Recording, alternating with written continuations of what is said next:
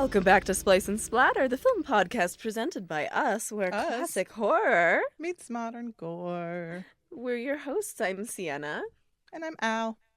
And where do I even start with this pairing? This is one What were you gonna say? I don't know. I was gonna say like these were, I feel like yours I didn't know anything about. I just Bill Pullman. But this was kind of from your brain grapes, this pairing. This was from my brain grapes, and particularly there's like a couple of reasons why I suggested this pairing.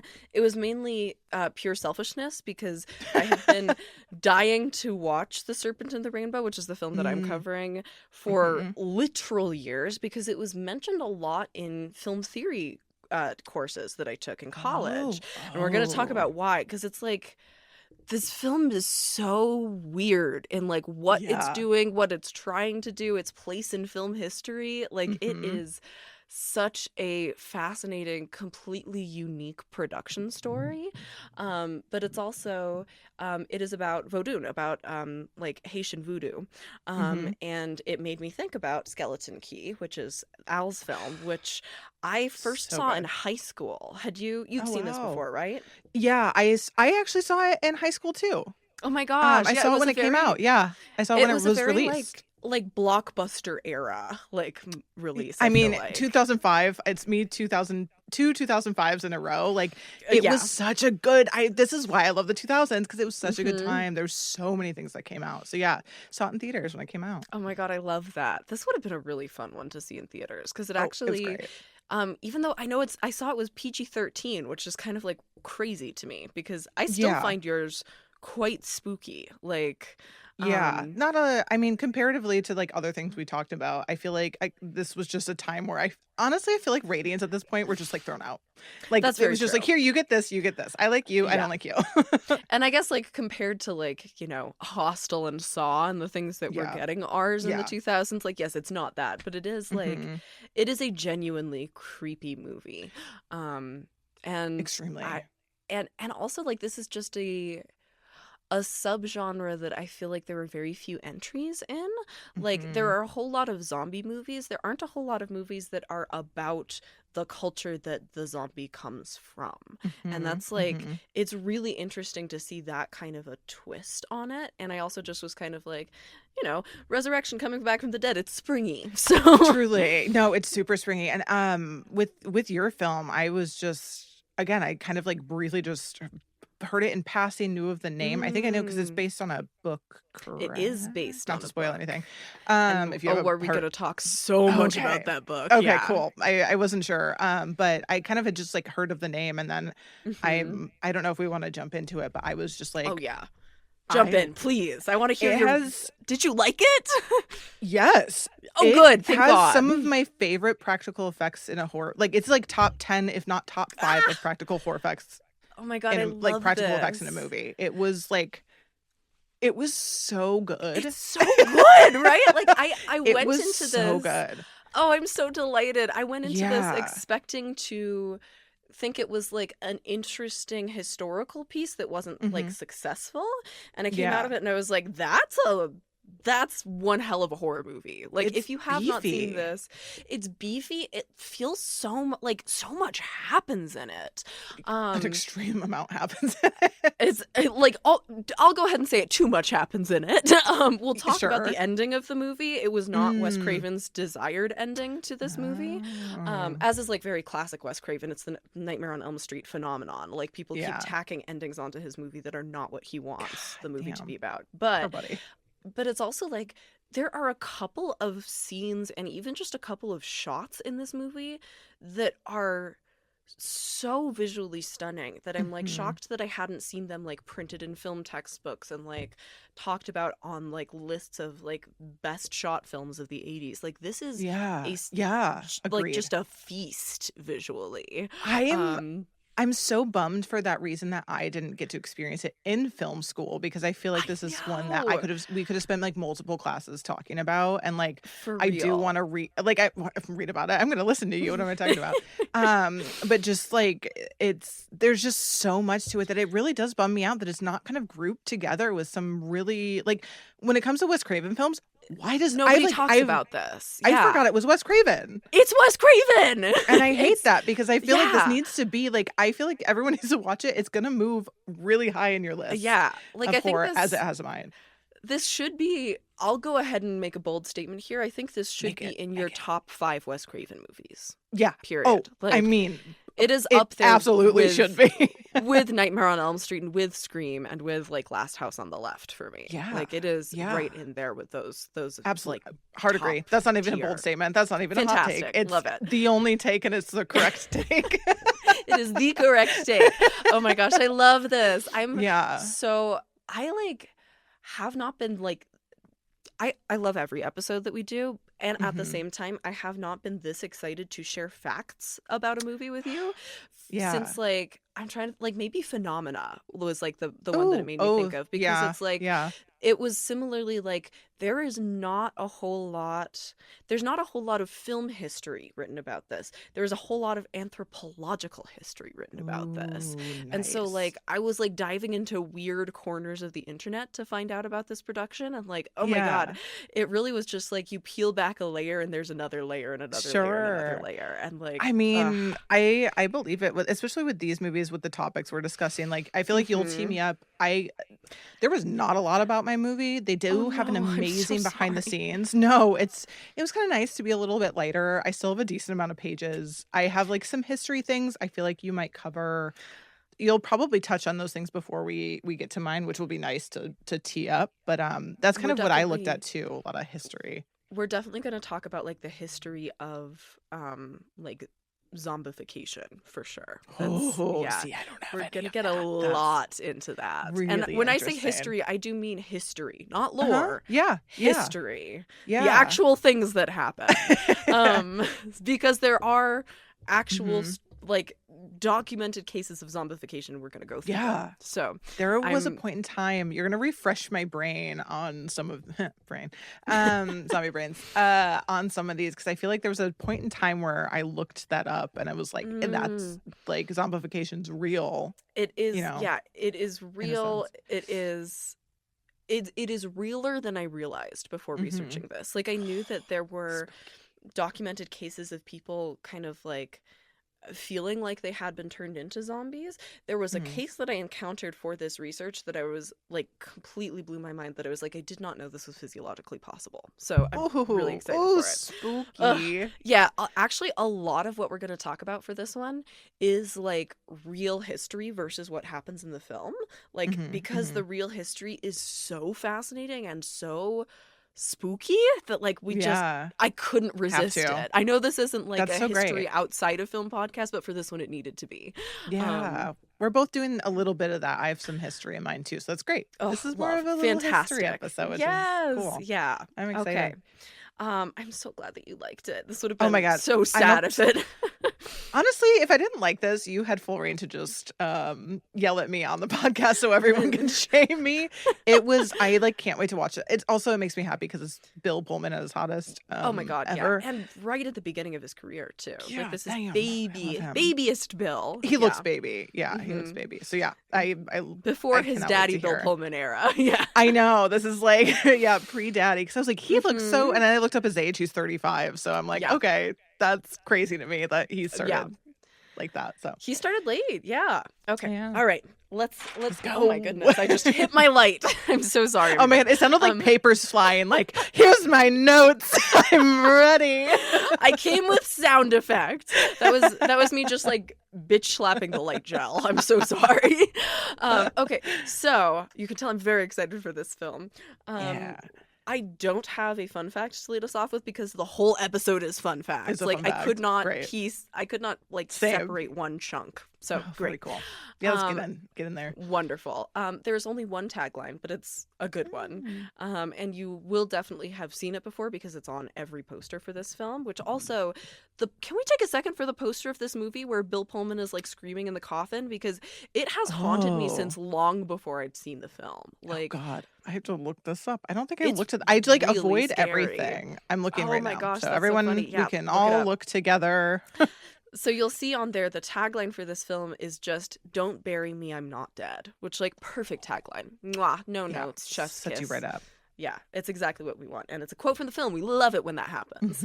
Yeah. Directed by Wes Craven, obviously, who is a director that we've now covered 4.5 times previously, making him one of our most revisited in the history of the podcast. And we're like barely scratching the Wes Craven surface, honestly. Yep. So to count them down, Al covered Scream on one of our earliest ever episodes. I believe that was our second episode ever, if I'm correct. Oh my God. Second it was or up third. there, yeah. Yeah, it was one in that first month of recording, I remember. I then covered The Last House on the Left, and then I covered The Hills Have Eyes, and then I covered Nightmare on Elm Street, and then Al covered Red Eye for our live mini show at Morgan Crypt. And as you can tell from that list, I adore Wes Craven, and I have been a giant big Craven hog on this podcast. And I'm back doing it again. I made this whole episode so that I could be a Craven hog. I didn't even realize so. Yeah, no, like just like listing it out, I was like, Siena, you need to give Al a chance to cover some more Wes Craven movies. We got plenty. There's so many more. And like to list off some of the ones that I think I'm sure cover at another point. Swamp Thing, we've definitely got to hit. Wes Craven's New Nightmare. The People Under the Stairs, I really want to cover that one. Hell yeah. So like there's a whole lot, but like I have to like pace myself out because left to my own devices, I would very much just turn this into a like Wes Craven and Dario Argento only podcast, and like we can't listen. Spin-offs. Spin-offs. Oh my God, the Craven Corner. Yeah, Craven Corner. Ugh, don't tempt me. Craven more, you know. Oh my God damn it! It's so good. It's right. That's the only one I have. That's the only pun I have lately. I've been bunless. Oh my God, and it's perfect. All right, so the screenplay. This is a complicated screenplay story. So the actual screenplay, the version that comes to screen, is by Richard Maxwell and Adam Rodman. But Adam Rodman credits himself under the name A.R. Simoon here. Rodman only has 6 credits total, and all the others are TV or TV movies, including 1 episode of the TV show Fame and 1 episode of Vietnam War Stories. So like weird, random resume. Couldn't find a whole lot about him, except I did find why he wrote this under a pseudonym. According to a New York Times article that was quoted in the AFI catalog entry on this film, he, quote, had his credit altered to read A.R. Simone, which is a play on an Arabic word for a hot wind that blows no good, because the draft was very rewritten. So he wanted to take his name off this, even though it was his first major screenplay credit. Which tells you a lot. So, like, put a pin in that for when we talk about the ending changes. We'll get there. Maxwell, the writer and producer, has a pretty short resume, although it's slightly beefier than Adam's. He has 2 other film credits. One right before this called The Challenge, and one right after this called Shadow of China. He also wrote for a couple of shows like 18 Wheels of Justice and Earth, The Final Conflict. But put a pin in the writers, though. We'll come back to writers soon, and we'll come back to Maxwell in particular later on. But first, our cast, our lovely Bill Pullman. Finally, it actually is me covering Daddy Bill Pullman instead of Jeff Daniels. Yes, Jeff Daniels. I was like, who did you confuse him with? Listen, they're both daddies in their own right in the 90s. Very different looking men. Listen, wildly so. TikTok confirmed that other people have this case of face blindness. I am not alone. So funny. It's okay. The 90s daddies do kind of, they have their fluffy hair and they all, I get it. They're like cut from the same cloth. Keep telling yourself that. Thank you, Al. I appreciate it. So if you don't get what we're talking about, go listen to the Phenomena/Arachnophobia episode, where I went in completely convinced that Arachnophobia stars Bill Pullman when it in fact stars Jeff Daniels after watching the whole film and its credits. Don't know how that happened, but so funny. I was so sure too. Yeah, you're like, I must have missed his name. I don't know. That's weird. Oh my God. I'm like blushing just thinking about it. So this film was super early in Bill Pullman's career. It was only his 4th credit ever. Wow. He'd done Ruthless People, an episode of Cagney and Lacey, and Spaceballs, and that was it. Wow.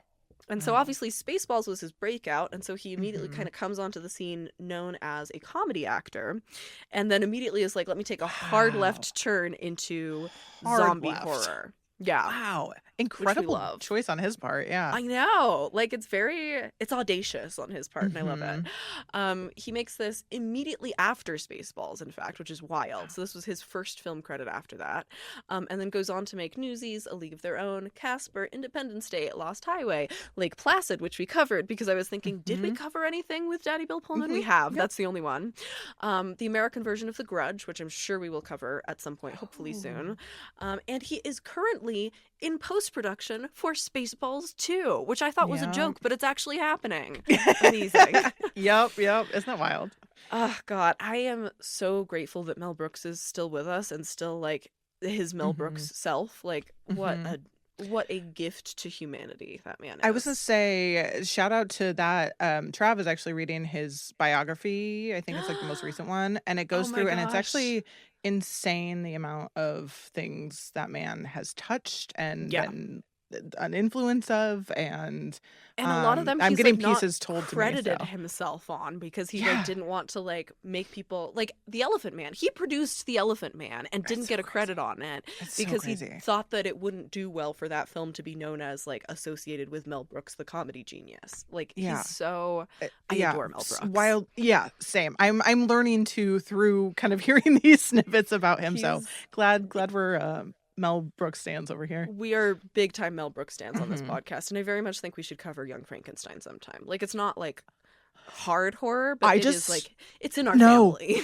I just watched Victor Frankenstein. Sorry to deviate from everything, and it's incredible, and people need to watch it. It's better than people give it credit for. So I would love a pairing of those two.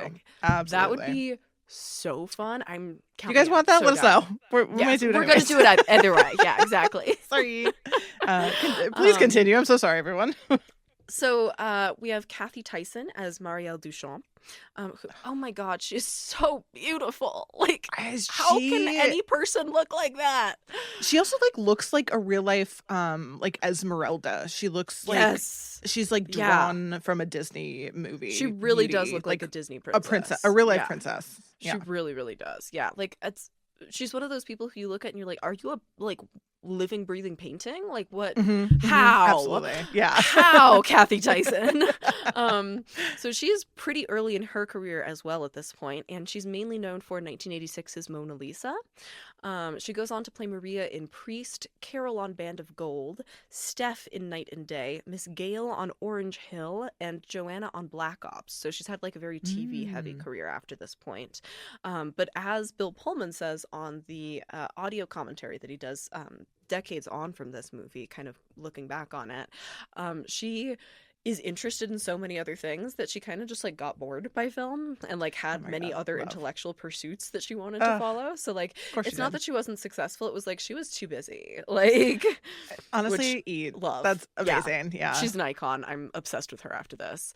And we have Zeke Smokai as D'Argent Petro, who's the main villain, basically. I also have to apologize. I'm gonna have to like dredge back up a lot of my old French pronunciation from college, and it's been a long time, you guys. So I'm really it's sorry. Been since high school for me. So, and I know we have like a fair amount of like French listeners, and so I'm really sorry to butcher your language. I'm gonna do the best I can. So. Thanks. I'm not, but we're going to try. So Zakes was in Starsky and Hutch.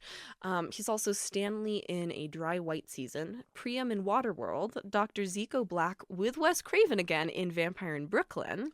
Nice. And he guest starred in The X-Files, Oz, The West Wing, Monk. Like he's like kind of been scattered throughout a lot of like golden age of TV history.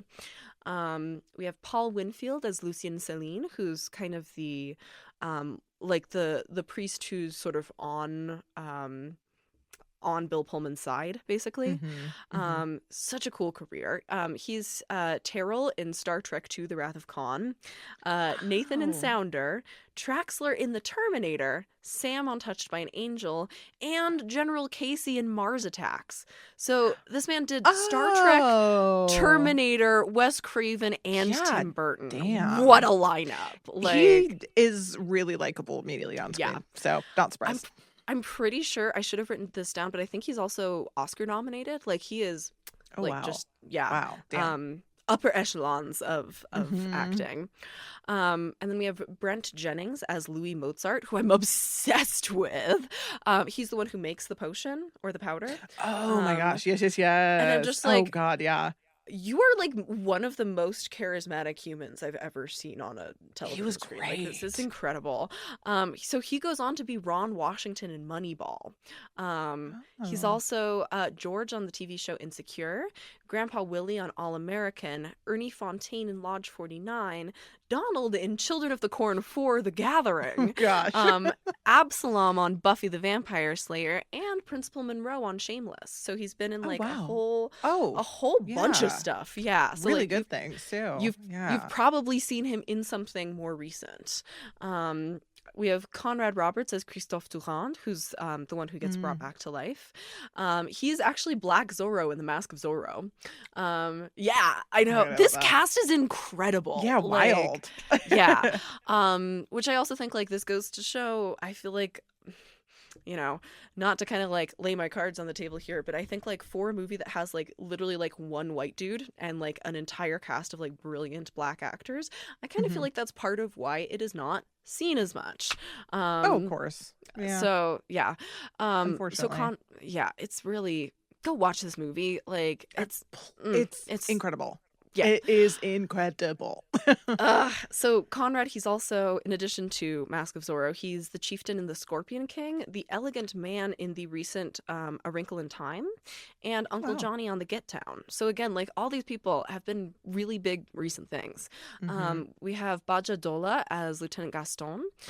He's Agent Monk in Mississippi Burning, Nietzsche on The X-Files, and Jean-Baptiste on Chicago Hope. And then we have a couple white guys, actually. We have Michael Goff as Dr. Scooney, Dr. Scooney, the one who like sends him on this mission.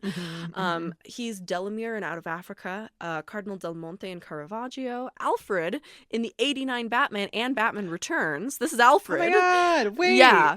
What? I just watched that. Yes, Alfred is the one who sends him on this mission.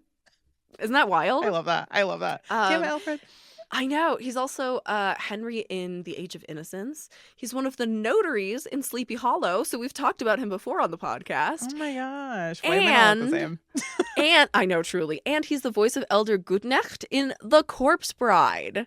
And yes, Travis is popping into the chat to say, and Batman Forever and Batman and Robin, duh. Okay. Yes, he's in all of those. He is the Alfred, got it. He is the Alfred. If you're thinking of an Alfred, it's probably him. It's him. That's crazy. Whoa. I know.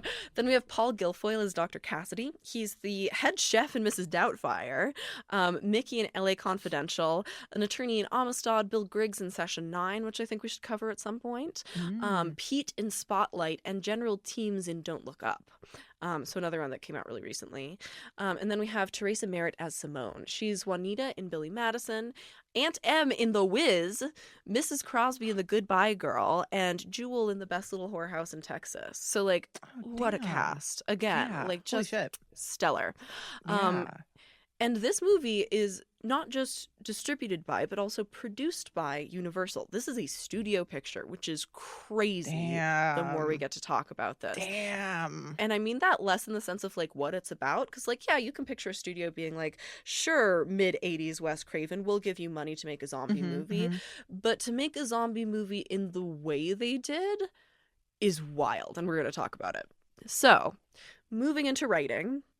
There is a statement in the end credits, and I'm curious if you saw this, because it's like buried kind of in like the acknowledgments, that reads, quote, "Upon returning from the Amazon, Wade Davis, a Harvard-trained ethnobotanist and anthropologist, spent 2 years learning the magic of Haitian secret societies and the meaning of zombification. He returned to the United States with rare powders which are currently under study in the United States and Switzerland. Except for these facts, the persons and events portrayed in this motion picture are entirely fictitious, and no similarity to actual events or persons, living or dead, is intended or should be inferred." I stay for the end, baby. Love it. As we all should. This is why you've got to stay through those end credits, because there's secrets hidden in them. So that's crock of horse shit. Almost everything in this movie is at least based on a real person. Like every single character, with pretty much the main exception of Marielle, the love interest. That's like really the only part that's like created from whole cloth. Almost everything else there is at least a seed of truth in there, and we're gonna get to walk based on a true story. Damn. This time it's actually true that it's based on a true story. That's literally like my next note. First time ever. Yeah.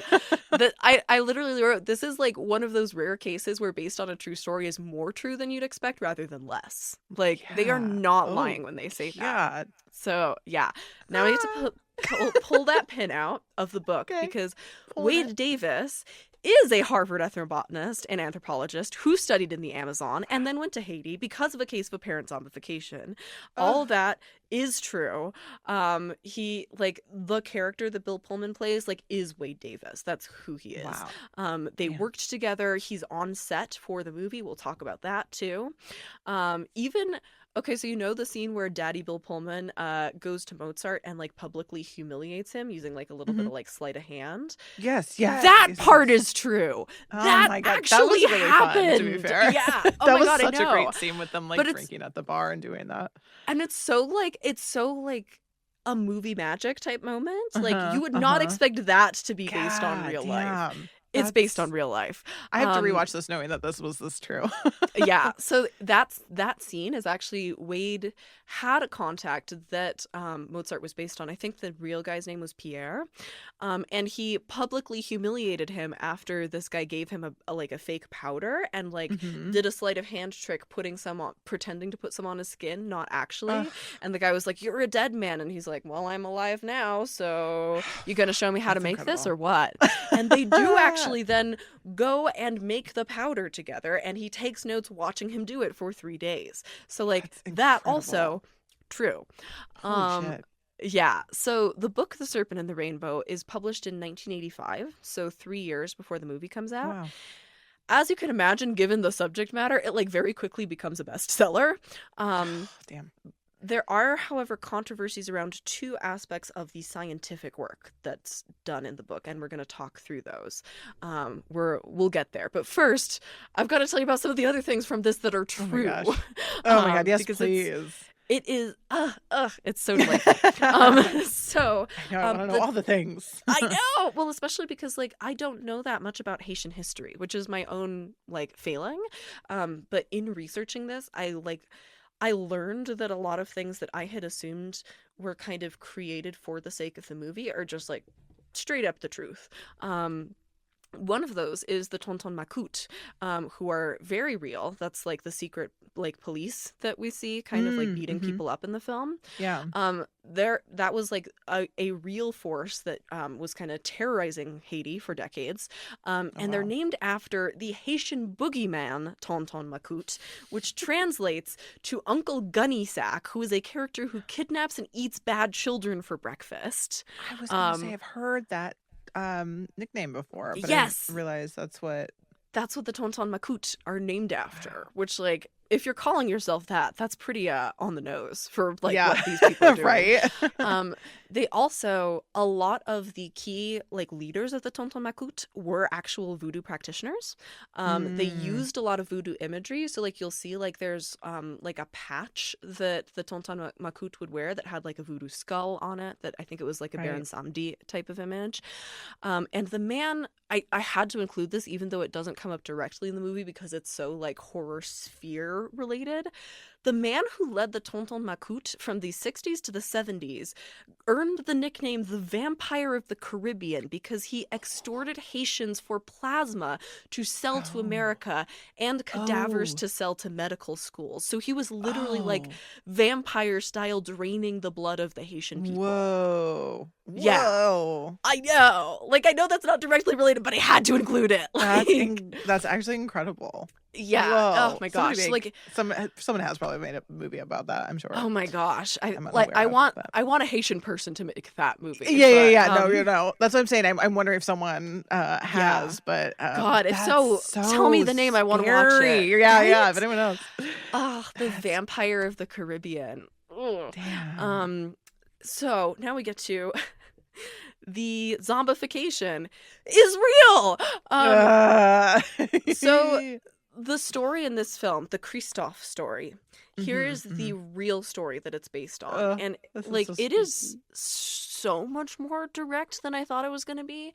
Okay, so the actual person is a man named Clervius Narcisse, who had been pronounced dead by American doctors in 1962, which this is why this case becomes particularly important, because as they talk about in the movie, this was the first documented case of like a zombie returning to life that was with somebody who had been declared dead by an American doctor, and they were like, we're not going to trust the Haitian doctors, but in this case, it was one of our guys, so we've got to take it seriously. It's like classic Americans hate that. Oh God, I know. It's gross. But so Clervius Narcisse comes to the hospital in 1962. He shows up with a fever. He's spitting up blood. He gets progressively worse and worse for 3 days and then loses his pulse. He's got no pulse. He's pronounced dead. He's placed in cold storage for about 20 hours, and then he's buried. That's 62. My nightmare. Fast forward 18 years later. Oh, in God. 1980, Clervius Narcisse shows up at his sister's house, introduces himself using a childhood nickname and recounting stories only he could have known. And she's like, oh my God, it is you. And then he starts recounting details from his own burial. He's even got a scar on his cheek, and she asks him about it, and he's like, oh yeah, that's from where the coffin nail went into me. Oh. Yeah. True story. And so that's my worst fear. All of that part is proven true. Obviously, we don't know for sure that that's what the scar was, but like his sure. being pronounced dead, his arrival, all of these facts that he was telling his sister, all of that documented for sure. Then, according to Narcisse, they're like, what have you been up to for the past 18 years? And so he says, well, what happened was the night that I was buried, a bokor, which is a voodoo practitioner, a priest who it's described as serving the loa with both hands. So doing both like beneficent and maleficent magic, like good magic and bad magic, quote unquote, in like westernized terms, magic to help and magic to harm. A bokor comes back, takes him from the grave, beats him with a sissel whip, and makes him and several other zombies work as slaves on a sugar plantation for over a decade. Oh, God. Yeah. And so the hypothesis that's landed on is that a drug must have been used to drastically slow down his metabolism to the point where it looks like he doesn't have a pulse. It's important to note, though, that the main difference, and this is really pretty much the only difference that's like significant to the plot between Christoph in the movie and Clervius Narcisse in real life, is that Clervius Narcisse was a social pariah at the time that he was zombified because he had abandoned his children and essentially stolen land from his brother. And Clervius, when he returned, said, you know, I'm sure that it was my brother who hired this bokor to do this to me. And so, which is important context because part of the way that zombification functions in Haitian culture is as like kind of like a rule of law within the culture of like you know, we're living under a horrific dictatorship. The Tonton Macoute are running around beating people and doing horrible things in order to like keep our communities safe. Instead of like relying on like expecting there to be any such thing as a non-corrupt police force, this is like the way the community polices itself. Interesting. Is like, watch out or somebody will turn you into a zombie. And so the fear is less of a zombie coming to attack you than of you becoming one. Which I think is really fair. Yeah, that's pretty much the worst case scenario. Thank you. I'd rather have a zombie come get me than be a zombie in that context. So agreed. Yeah.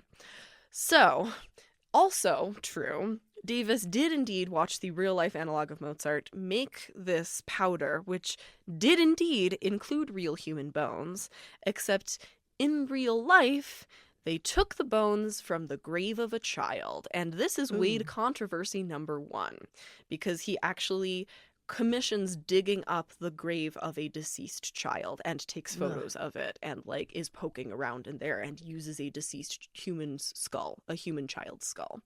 Wow. And the scientific establishment is like, you can't do that, dude. Like that's I understand like, that you are this one will do. Yeah, like I understand that you are trying to like do anthropology, but you also need to like do anthropology in a way that like respects humans' deceased remains. Like that's Absolutely. a pretty basic rule. So that's controversy number 1. It gets more complex from here. So now we get into what Davis's original hypothesis was when he went down to Haiti.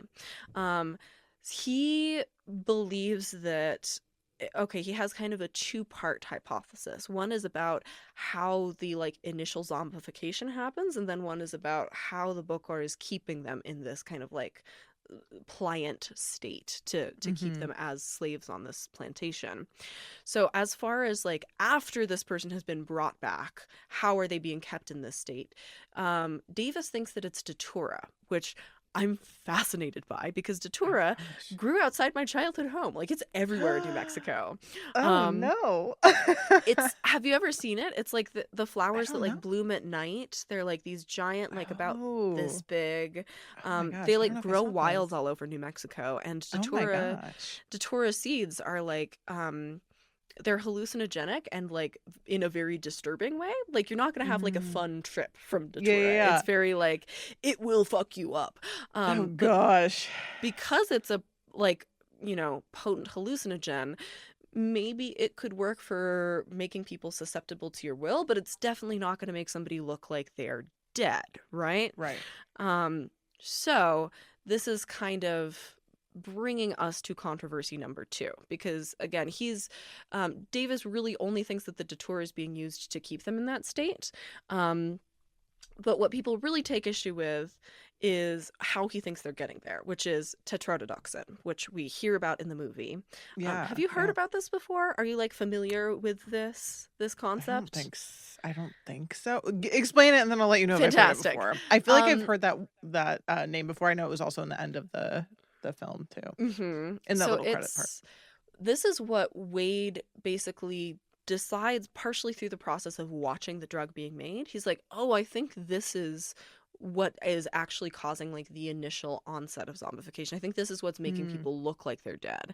And it is true that the reason that he's looking for what's causing that initial onset is because they want to use it for medical purposes, and in particular for anesthesia, which makes sense because anesthesia is really dangerous. Like we don't have that science really locked down that well yet. Like we just don't. Yeah. No. Isn't it like no one knows what happens? Like we have no context of like what happens to you like during that time frame, because you don't like dream. I think that's true. Yeah. Well, because like you're unconscious, but it is so easy to accidentally kill people with anesthesia. Like that's why they get paid a lot of money. I've woken up from anesthesia. Yeah. Getting my wisdom teeth out. Terrifying experience. Yeah. Terrifying. And they were like, oop. Oh god, that's back under. So scary. Ugh. Yeah. So remember them saying you shouldn't be awake. That's so horrifying. Oh my god. So tetrodotoxin is the poison that's in pufferfish, is where people are most familiar with it from. Which is why, like, if you've heard of fugu poisoning from people in Japan eating raw pufferfish that's not correctly prepared, that's why you have to have like a specific license to prepare fugu, is because you have to know exactly which parts of the pufferfish have the poison. Because the goal of good fugu is that you get like just a tiny bit of tetrodotoxin, which is like just enough to like make your mouth tingly and you feel a little bit weird, but like it's not gonna like send you into like a state of shock. That's really cool, actually. It's also found in a whole lot of other species. There's like different kinds of starfish that have it, different kinds of angelfish have it. Everything in the octopus family has like a tiny little bit of it, but there are some species that have a lot. There are some kinds of worms and even certain bacteria. So like it's in a lot of different places in the natural world. Yeah. It's around. She gets around, does tetrodotoxin. And it does indeed cause paralysis. And it is often lethal. But when it's not lethal, and this is so bizarre, in cases where somebody has like severe tetrodotoxin poisoning but does not die from it, they make a full recovery, and usually within 24 hours with like no lasting side effects. Whoa.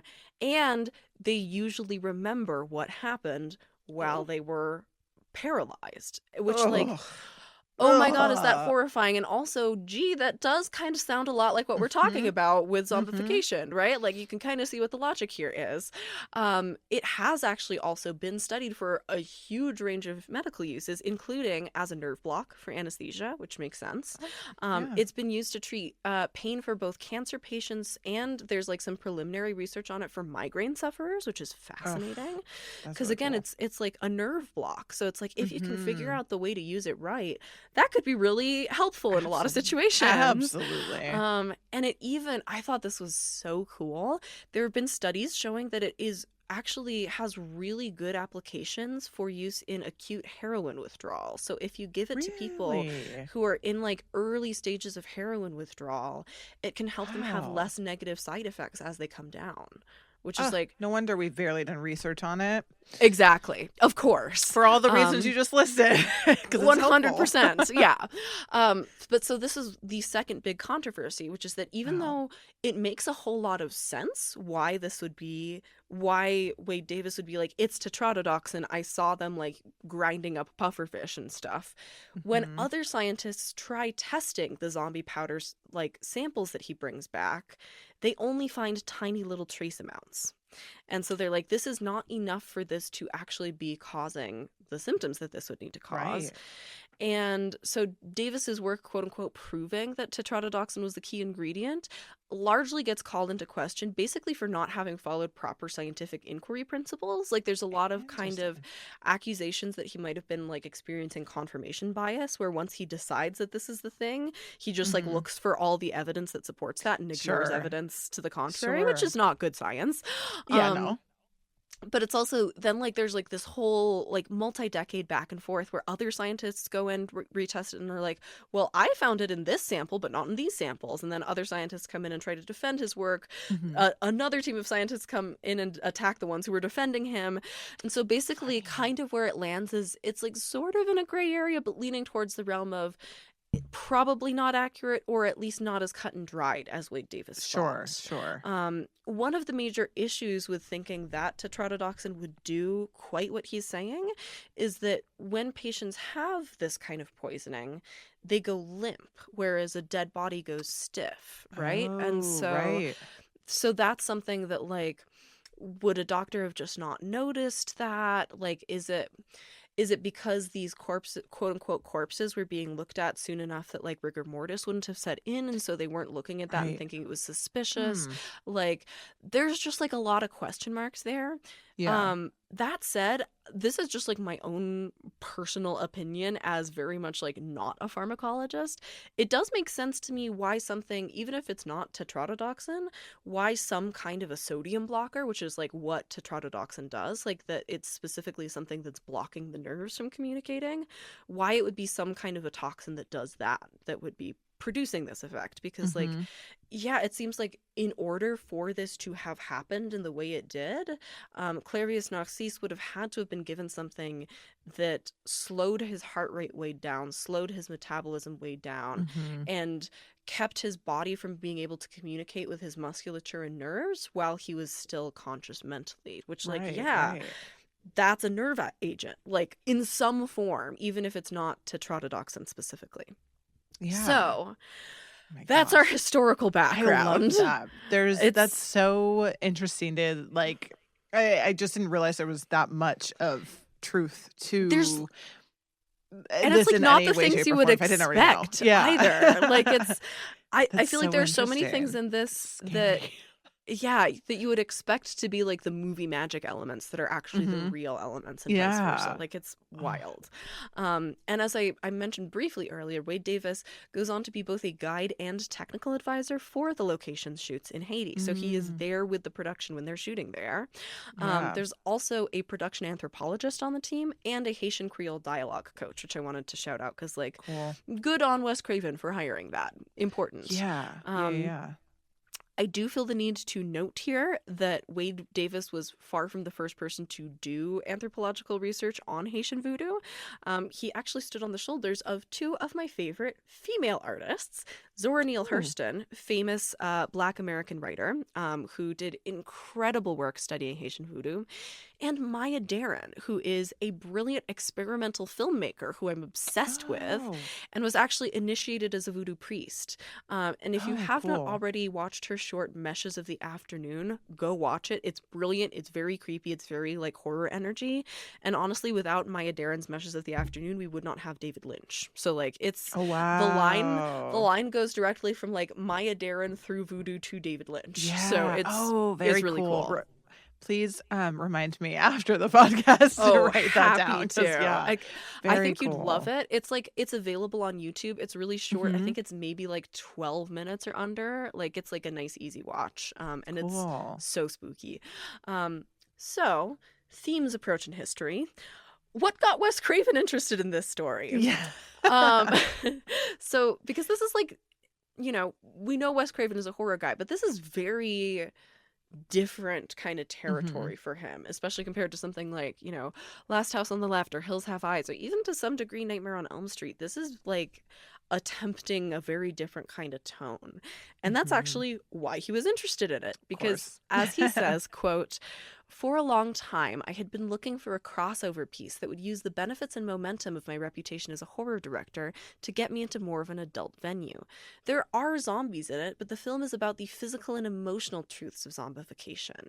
The project was attractive to me because it enabled me to fuse everything I learned from making horror films into a love story and a political drama, while exploring the hitherto unexamined voodoo religion to tell an adventure tale about one man's trip into the heart of darkness." Yikes.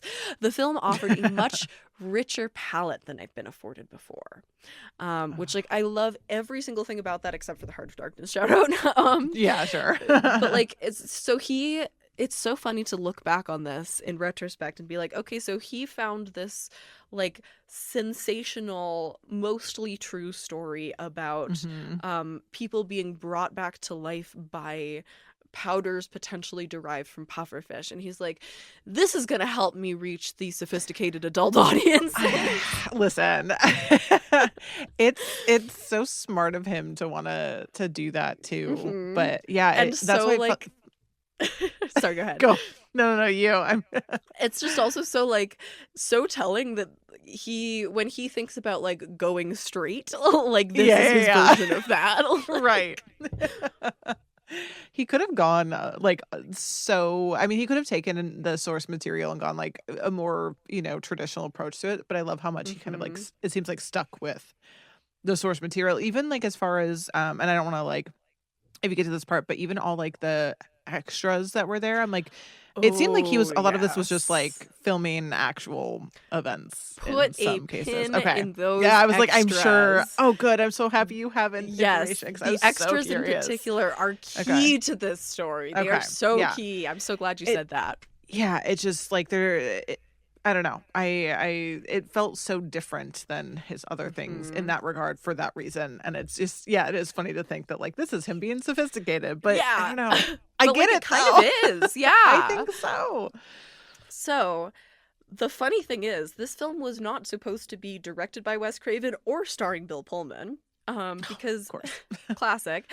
Davis sold the rights to adapt his story, based on the understanding that the film would be like, he didn't get this like specified in contract that it had to be this, but what got him to say yes was that the plan was that it would be directed by Peter Weir, who made Picnic at Hanging Rock, which I love, and I could see him doing a good job with this, but like he's an Australian director, so like I don't think was necessarily that well known in America at this time. And he wanted it to star Mel Gibson. Mel Gibson. So wrong for so many reasons. So wrong. Also, like, I don't even how much do you have to be deluding yourself to think that Mel Gibson, famous giant Christian bigot, would be into a film about voodoo? Like, I was like, was he like outwardly? I'm not a big fan of, why am I like playing that nicely? I don't like him. We all like hate had to Mel watch him, Gibson but like on as this a podcast. I just would see that. Did we know all those things back then? Like in That's the a good 80s? I'm question. curious because I don't think we about necessarily knew about like his rampant anti-Semitism, but we definitely knew that he was like all about Christianity. Like he was very transparent about that. Okay. So like, in that's what wild. Universe would Hollywood, like, Wade Davis, Hollywood universe? Yeah, it's crazy.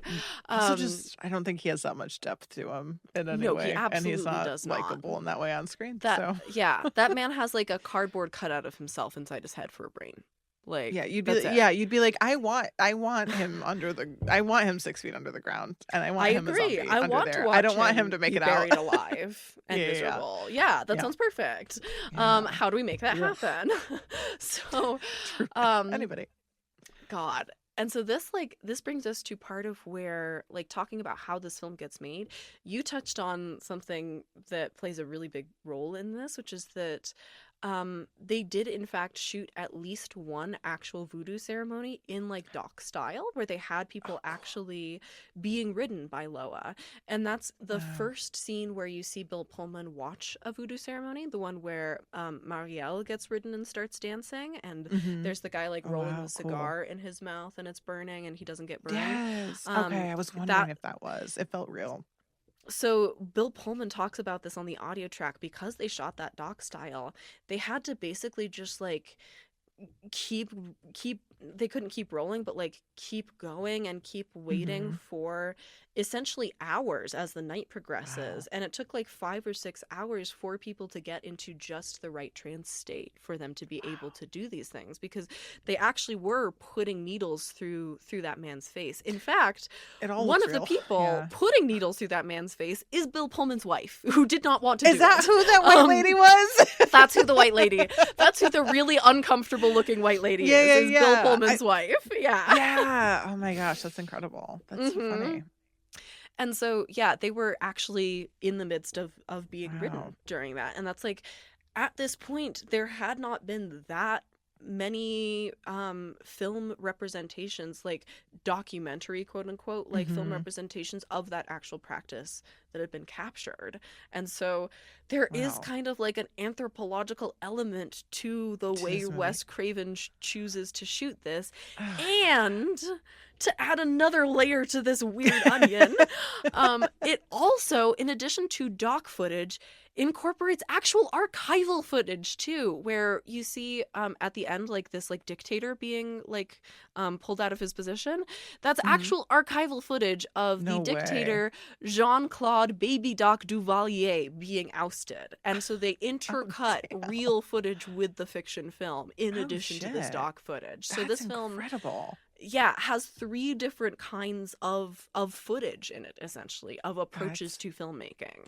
And it's so seamless. Holy shit. It's so seamless. And so like this is like, when I say like this film was made in such a unique way, like really I can think of so few films that you could say this of, that it does all of these within the span of one motion picture, and that the end result gets labeled horror and not like docudrama or something like that. Like that is really odd. This film is so odd.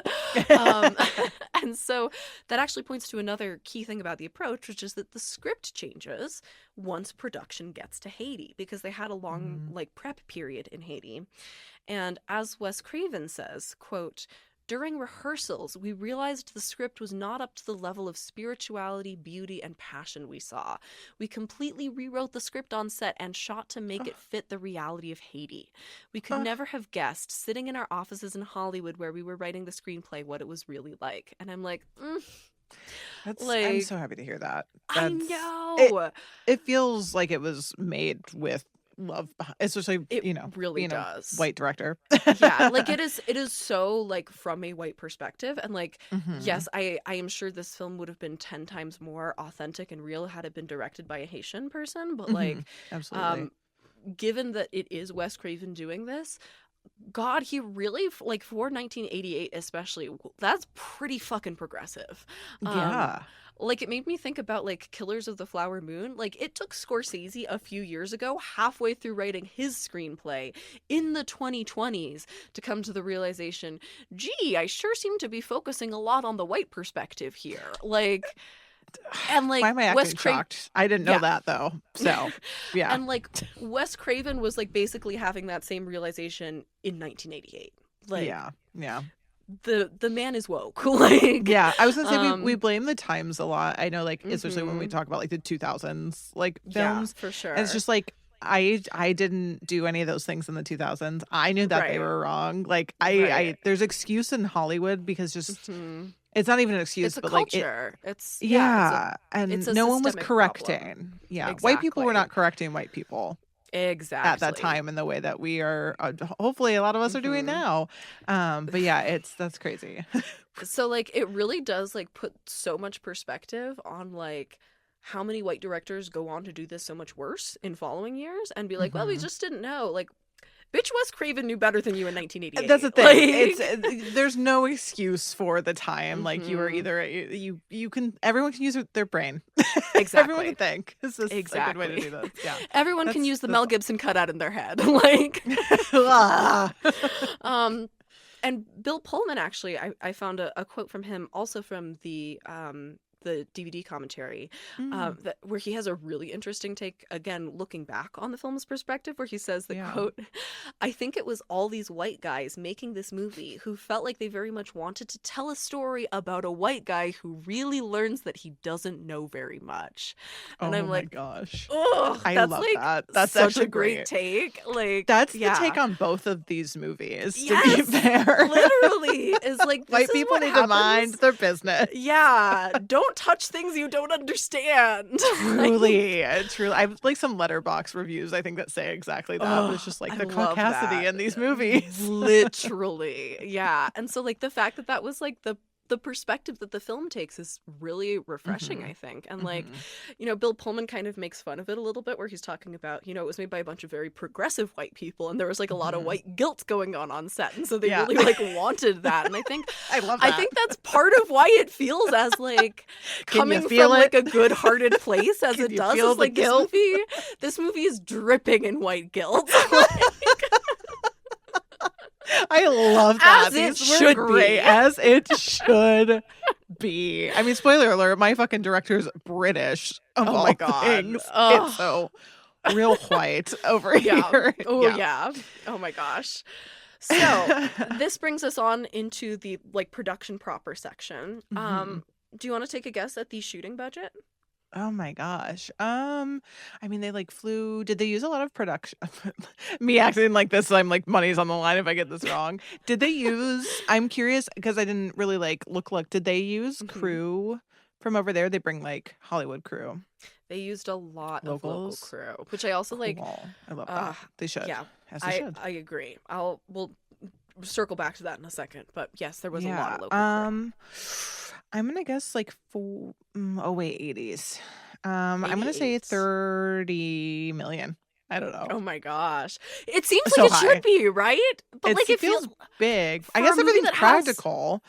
I don't know. But like, given how many extras there are, there also is CG work in this movie. There is early CG here. Like, this movie, it has it all. This movie is visually, it truly. This movie has everything. Has it all. Fugu poisoning, white guilt, early CG. God, everything I love. Yeah, truly. It feels big. It just feels big. And there's so many practical effects in it.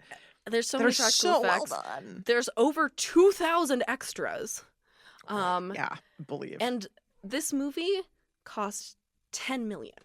Damn. That's wild, actually. For like all the reasons involved. That's wild. Yeah. At least 20, then I would say would make the most sense. Absolutely. Man, that feels tiny. And like I can only imagine like that must have been because of where they were shooting and things being way cheaper than they should be there. Sure. Because like there's no way to make a movie this big for that little money and have it not be based on exploiting people. And we're gonna get to that. But So happens sometimes. the kind of like asterisk on that budget though is that an LA Times article referenced by AFI alleges that after 3 poor performing test screenings, Universal gave them an extra $5 million to drastically recut the story, change the score, shoot a new ending, and add narration, which the narration to me is the worst part of this film. Like, I so want it gone.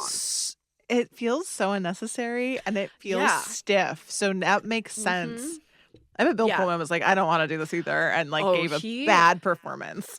Bill Pullman was so disappointed by what happened to this film, by both having to do the voiceover, but especially by having to reshoot the ending, because this was not supposed to end with like shoot 'em up, kill the bad guy with a whole bunch of jaguar magic, and then the dictatorship gets overthrown type of ending.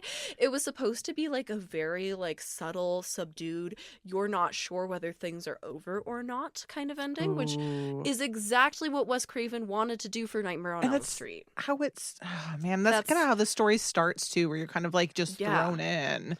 So it would, god damn, why do they always, and to give double the budget to do all that bullshit? Like, what? Give me the $10 million to start and let me do my thing. Damn. And so I'm like, well, so it was $10 million to begin, and then they added that on, and then so it's like 15, but I still, think, at the end of the day. But yeah, damn. Which like that's God. I hope that footage of the original ending still exists somewhere out there, and that someday we get a restoration of it, because from the way Bill Pullman talks about it, it was like this movie was robbed of its proper conclusion. That bums me out. It's really sad. But moving on to happier things. Well, happier, I don't know. Moving on to other things. So this film actually shoots in a couple of different places. Obviously, as I mentioned, a lot of it shoots in Haiti. There's also mainland work in Boston. And they move production at a certain point to Santo Domingo in the Dominican Republic, which for anybody who's like not that familiar with the Caribbean, Dominican Republic and Haiti are on the same island. They're like 2 countries sharing a landmass. Put a pin in that, because we're going to talk about why they had to move very soon. Ooh. But first, a little bit of cast and crew info. So I loved hearing a little bit from Bill Pullman about his relationship with Wade Davis, because obviously since Wade is on set to be like a consultant and a guide in Haiti, they start just like spending all their time together. Cool. And Wade Davis takes him around to a bunch of voodoo ceremonies. He starts watching people get possessed and like talks about this a lot in interviews about like, you know, as an actor, I know these people are not performers, like they're not trained performers, and you can see that switch in them, where it's like they are one person and then they are another, and like I believed it after seeing that, like it was real. And how cool. I know. And just for to add like another, him to be invited into those experiences, you know? Totally. And like to have a guide who already like had established relationships with these communities is like just I feel like that's part of why you know, like it's kind of a silly character that Bill Pullman is being given to play. Like it's such a like Indiana Jones sort of stereotype, but he's really like trying to kind of like underplay it and play it subtly. And I think a lot of that comes from knowing the real guy, and like grounding it in that. And so weird. Bill Pullman and Wade Davis were born just 3 days apart, and so they bonded over that too, and were like, oh, we have so much in common. We like came into the world at the same time. Cool. So just a fun little spooky bit. Also, the crew played a practical joke on Bill Pullman at one point, where they called for a break and walked away while he was stuck in the coffin and just like left him in there. No, that would actually, they're like, we'll be back in 15. Oh my God, I would actually have a panic attack. They like pretended to have forgotten he was down there and everything. Yeah. And you can tell, like, even just listening to this interview from like 20 some odd years later, like he's still kind of angry about it. I mean, if you get forgotten in a coffin, you're gonna remember. I would be too. Yeah. Also just a note about Zakes, who's our baddie, who's so scary in this movie. Like he like just has such a screen presence. Like the second he like pulls back the cape in that first scene where he like comes into the Amazon hallucination, I'm just like, oh my God, I want to watch everything you do. Like According to Bill Pullman, Zakes was like the world's biggest sweetie in real life. But he was also born in South Africa under apartheid, fled to America, and definitely brought a whole lot of that lived experience to this part because he'd been kind of like on the other side of like a brutal regime. And so kind of brings that context to playing Pétrole, which I think is important because, you know, I don't think that any of the actors that we listed at the beginning are Haitian actors. Like they are, some of them are American, some of them are British, some of them are South African. Like they're from a whole lot of different places, but they're not from Haiti. And so the fact that he did at least have some kind of a cultural experience to draw on of this kind of regime, I think is really important to that performance being as like incredibly compelling as it is. Also, just one last cute little note on the cast and crew. They have reunions. They have Serpent and the Rainbow reunions. They've done at least 2 already at anniversaries, which, like, that's such a sign of a well-bonded crew. Absolutely. Oh, that's so sweet. Yeah. And, like, not talking, like, reunions for, like, TV or anything, because, like, people don't remember this movie. I was going to say, I haven't seen anything about this. So yeah, it's just for like them. Little family. Oh my god, that's actually sickening. That makes oh my god, I love this movie. I know. I love them all. It really, like, their hearts were in the right place in so many ways. Absolutely.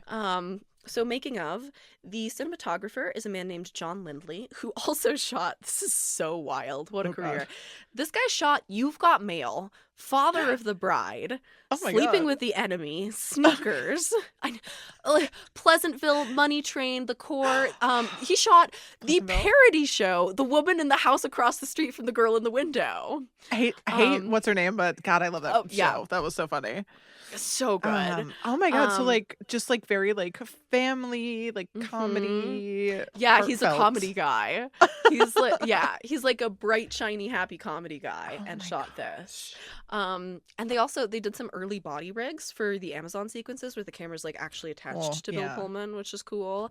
And I also just like have to give a shout out here to how beautifully the black actors in this movie are lit and photographed, because like oh my gosh, like going back to my rant from Alien about how you can't see Yaphet Kotto's face in any of the shots where he's acting alongside a white actor, like all of these shots were composed for the black characters and were lit for the black characters. And like, oh, it's so beautiful. And like, this is why I can say like, yeah, they did actually have a lot of local crew, because as soon as after we watched this, Dana and I were both like, who was that gaffer? We couldn't find out who the gaffer was, but like the grip and electrical team was about half and half Americans and people from the Dominican Republic. So there were a lot of black folks on set helping make sure that this movie was lit and prepared properly. And like, my God, does it make a difference? Makes a difference. Yeah, like it. You always can tell. You just always know. Tell. If you think. You're right. Yeah. If you have to think about it. Yeah. That's awesome. Which I also like, I'd love to see like a restoration of this film done, because it is right. I feel like there's the color work, I think could like they could do some amazing stuff to really recreate what it's supposed to look like, because now we're getting transfers of transfers, and so like there is a better version of this movie out there. I want like a Criterion collection. I know, and it deserves it. God damn it! Like this should be a Criterion re-release. Criterion, it's gonna happen now that we say it. Yeah. When's the next anniversary? It's gonna happen. On the pod. Yeah, 2 years from now, probably. 2 years. Yeah, look at that. Honestly, I wouldn't be surprised if like 2028 is the year for this film to really get its roses. The production designer is a man named David Nichols, who actually lived in Taos, so I wanted to give that a shout out. And he was the production designer for Groundhog Day. So again, like big like family comedies, so wild. He also did Great Balls of Fire and Mr. Holland's Opus. He was the art director for Swamp Thing, and he was the visual consultant, which is like an interesting credit, and I couldn't find exactly what it meant in this case. But quote unquote visual consultant on Taxi Driver, Rocky, and Mean Streets. So like big names.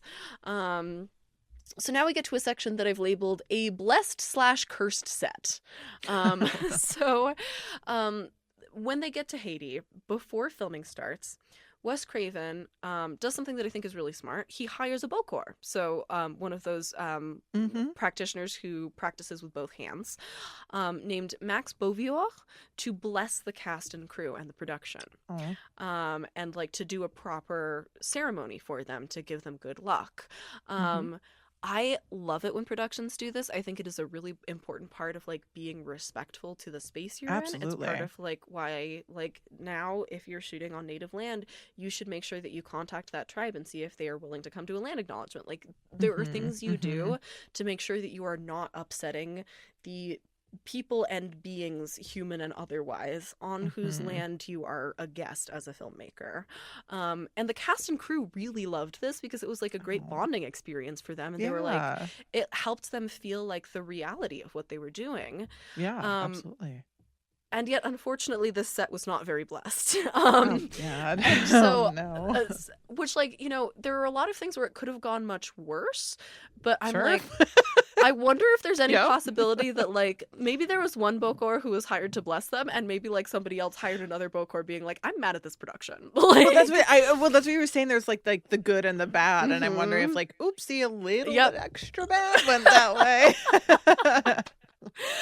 Because, okay, here's all the things that went wrong on this production. Oh, God. So, to start off with, everybody kept constantly getting food poisoning. Weirdly, except for Wes Craven. He's the only one who didn't get food poisoning. But suspicious? Suspicious. But between, I mean, like, especially because they shot a lot in real graveyards, and they shot a lot in areas where there was raw sewage running in street ditches. So, like, there were a lot of opportunities for potential infection. The working conditions weren't necessarily, like, the most sanitary. But there were also, remember screenwriter Maxwell? I said we'd put a pin in him. Yeah. So screenwriter Maxwell apparently was successfully put under a trance because he, like, at one point participated in a ceremony. And then when people tried to, like, come to his hotel room, he kept, like, not responding for days. They finally come and visit, open the door, and he's just, like, in the middle of the room, like, freaking out. Gosh. There's, like, food all over the place, and he's, like, having a mental health crisis. Has to get sent back home. Has, like, 4 days back home where he's, like, not himself. And then basically, like, wakes up from it and has, like, no memory of what had happened in the time in between. Yeah. Oh my gosh. I wonder what happened there. Yeah. Me too. Don't like that. We may never know. Maxwell certainly doesn't.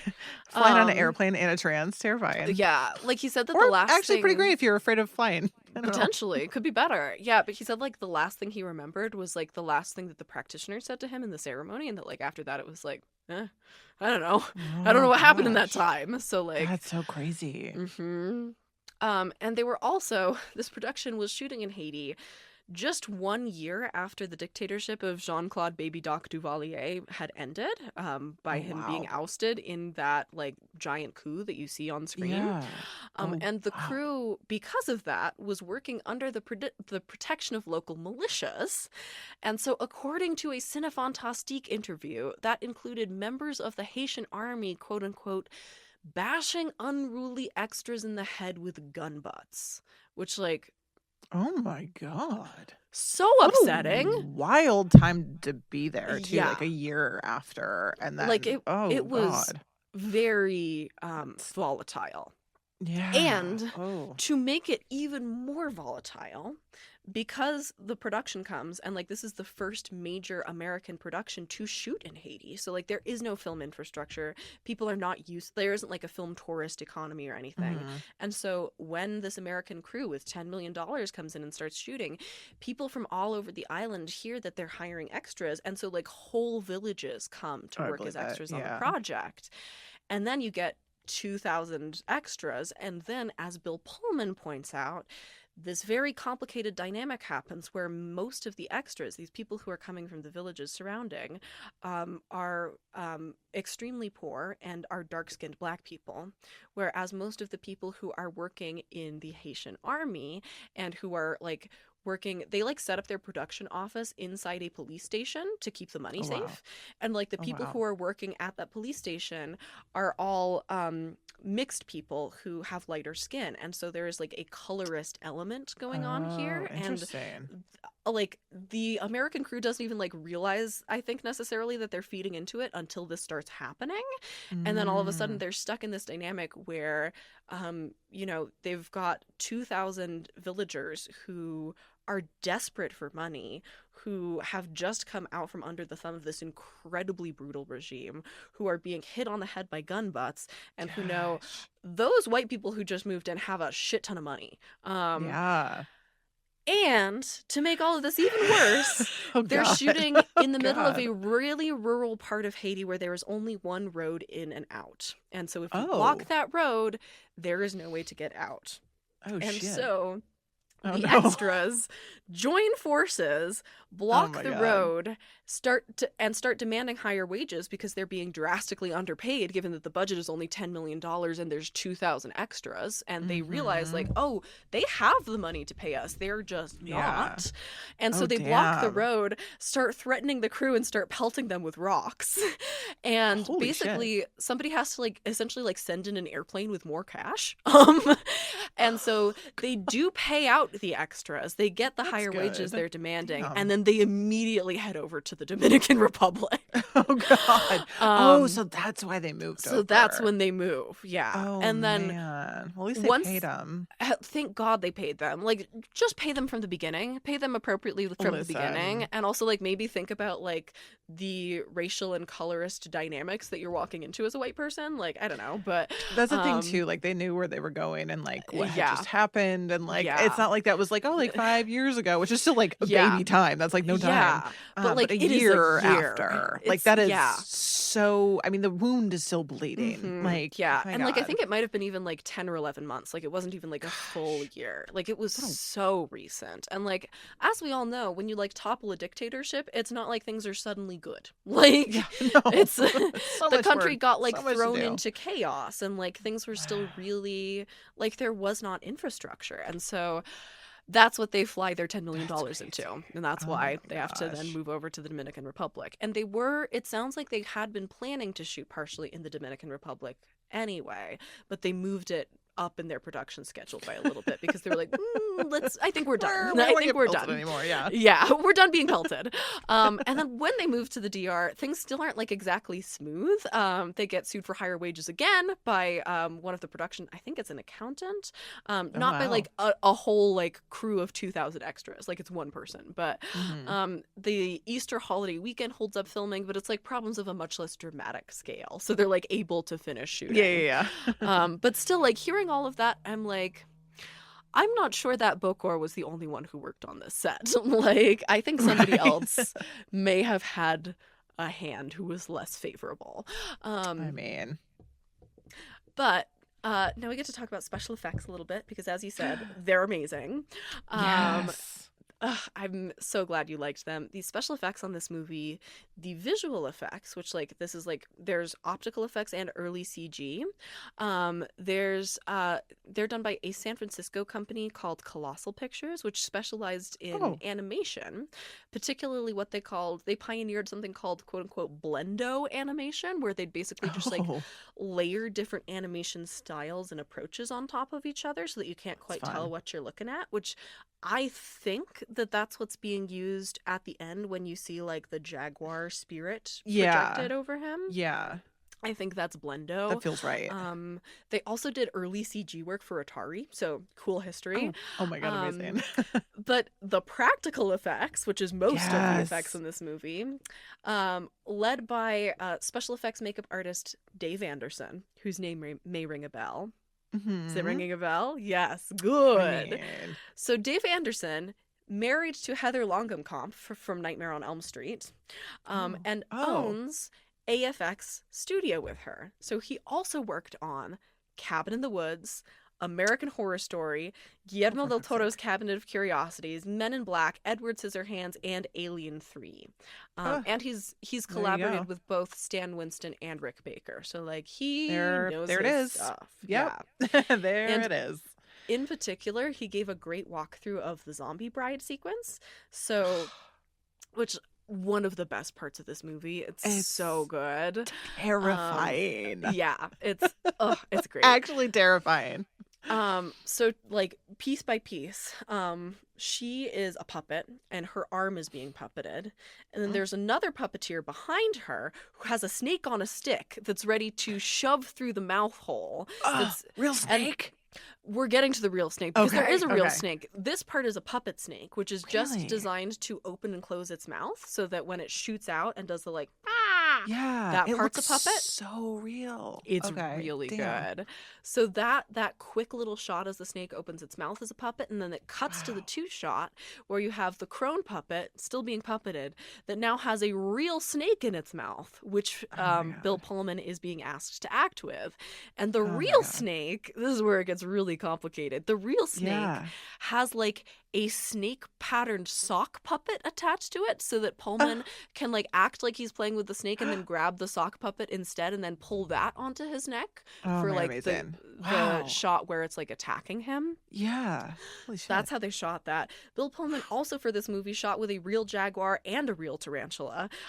For the tarantula, they had like a very thin pane of glass just over his face and shot it from just the right angle to make it look like it was on him. Oh, really? The jaguar was just like a very tame jaguar. Like, yeah, he was. I was like, he is. I was wondering because I was like, oh, it kind of looks like a handler because they're not showing his face. I was like, nope. Now they're rolling around together. Nope, that's actually a real jaguar. That's actual Bill Pullman with an actual jaguar. And honestly, the jaguar looks like he's having a good time. Like, yeah, I mean, and I'm sure like they got a few shots and like it's not like he was like having to do anything other than just like be. Just play. And, he looks kind of like a baby because he looks rather tiny. But oh my God. He's not like, what I would give like if that was allowed.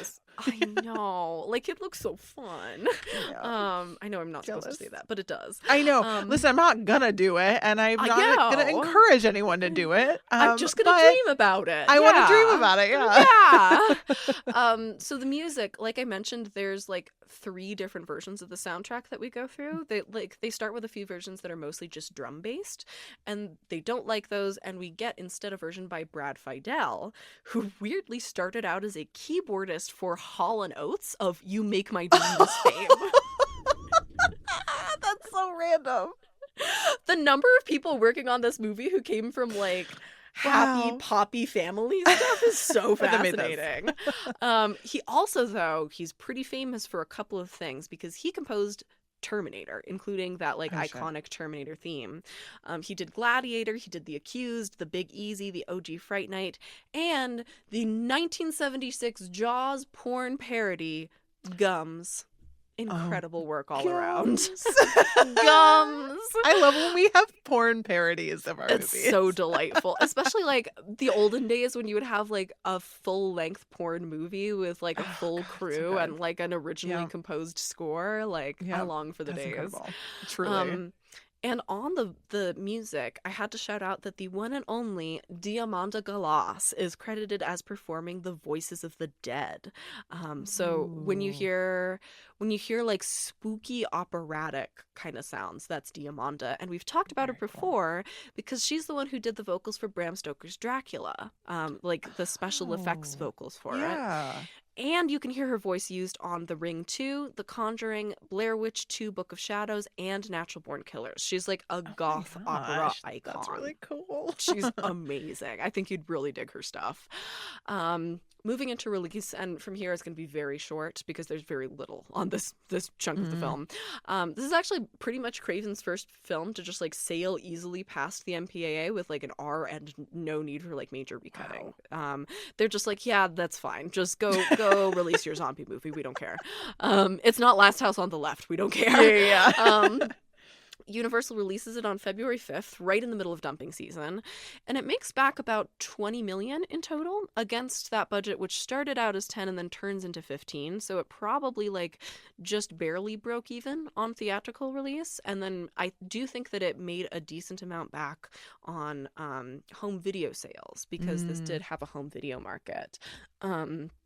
And if you, like me, want to see a better version of it, there is not an Ultra HD Blu-ray yet, but there is the one that the commentary that I've been quoting from is on, is the Scream Factory Blu-ray release from 2016. Okay. So there is one of those if you're looking for that. Ooh, I am Siena. Good. The reception is kind of like mildly positive but pretty muted, which is weird to me because I would have expected this film to have like wildly polarized reactions for people to like either love it or hate it. Yeah. Instead, it's got a 62% from critics, 57% from audiences, which I'm like, audiences grow up. Like, what are you doing? Truly. You're wrong. I expect the reverse, but I did too.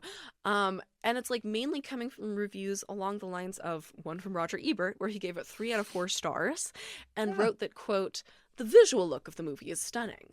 There's never the sense of sets, of costumes, of hired extras, but more of a feeling of a camera moving past real people in real places. Even the obviously contrived scenes, including some of the hallucinations and voodoo fantasies, have an air of solid plausibility to them." And now we know why. But Craven will never advance in the Hollywood establishment until he embraces more respectable projects, and yet he has such a sure touch for horror and the macabre, and Serpent and the Rainbow is uncanny in the way it takes the most lurid images and makes them plausible. And I'm like, poor Craven. He really thought that this was not lurid imagery. As we talked about, Bill Pullman is not happy with the ending, but he's not mad at Wes Craven about it. He's mad at Universal because, like, Wes fought really hard to keep the ending that he wanted and just couldn't. It's a studio movie. And Wade Davis himself feels really similarly, too. He's like, they really tried really hard in that first 2/3, and I'm pretty proud of how accurate it was, and then it just, like, runs off the rails. And so, like, he's not Hollywood a fan ending. of it. Hollywood ending. But, like, again, we can't blame Wes Craven for that, and I feel like you can still watch this movie and, like, see where it was going. Like, I feel like I can picture what that ending would have looked like, even if we don't have it. And that actually kind of bums me out because I didn't know there was another ending, and it does make sense why it kind of just goes like, you're like, wow, off the rails. There's a lot of flying bodies, a lot of flying bodies, very, a lot like of Ursula there at the end. It's very Ursula, it really is. Little Mermaid.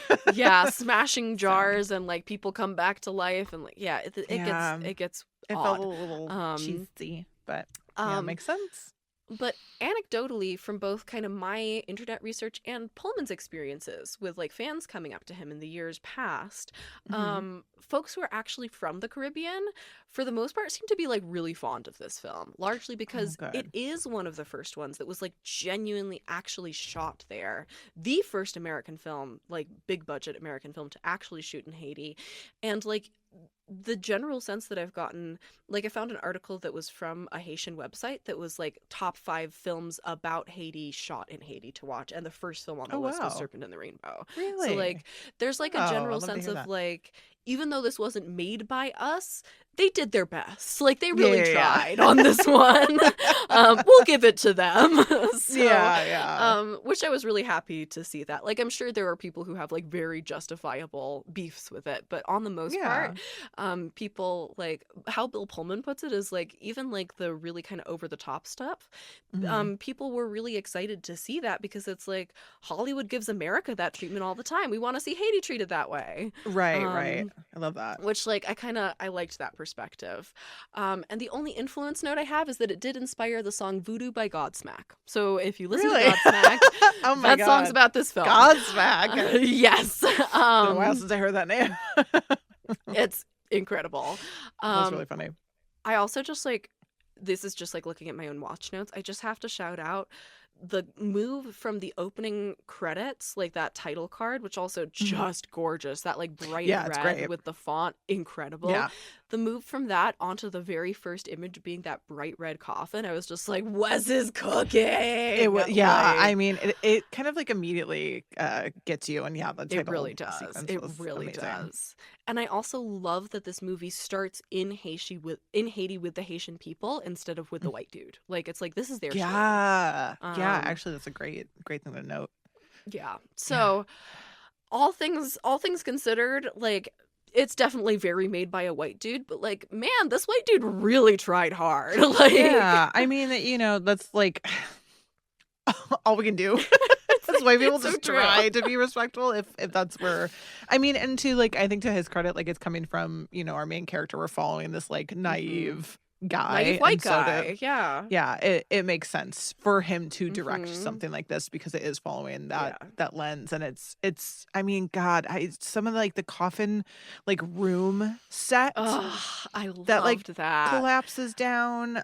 There's like, so many, the puppet, the arms. Oh my God, the 2 hallways that we get. I said the armpits. I know the armpits. 2 armpits that we get is, I mean, oh my God, I'm like, this needs to be at Universal, like a Universal. I know, like horror, attraction. I just can't.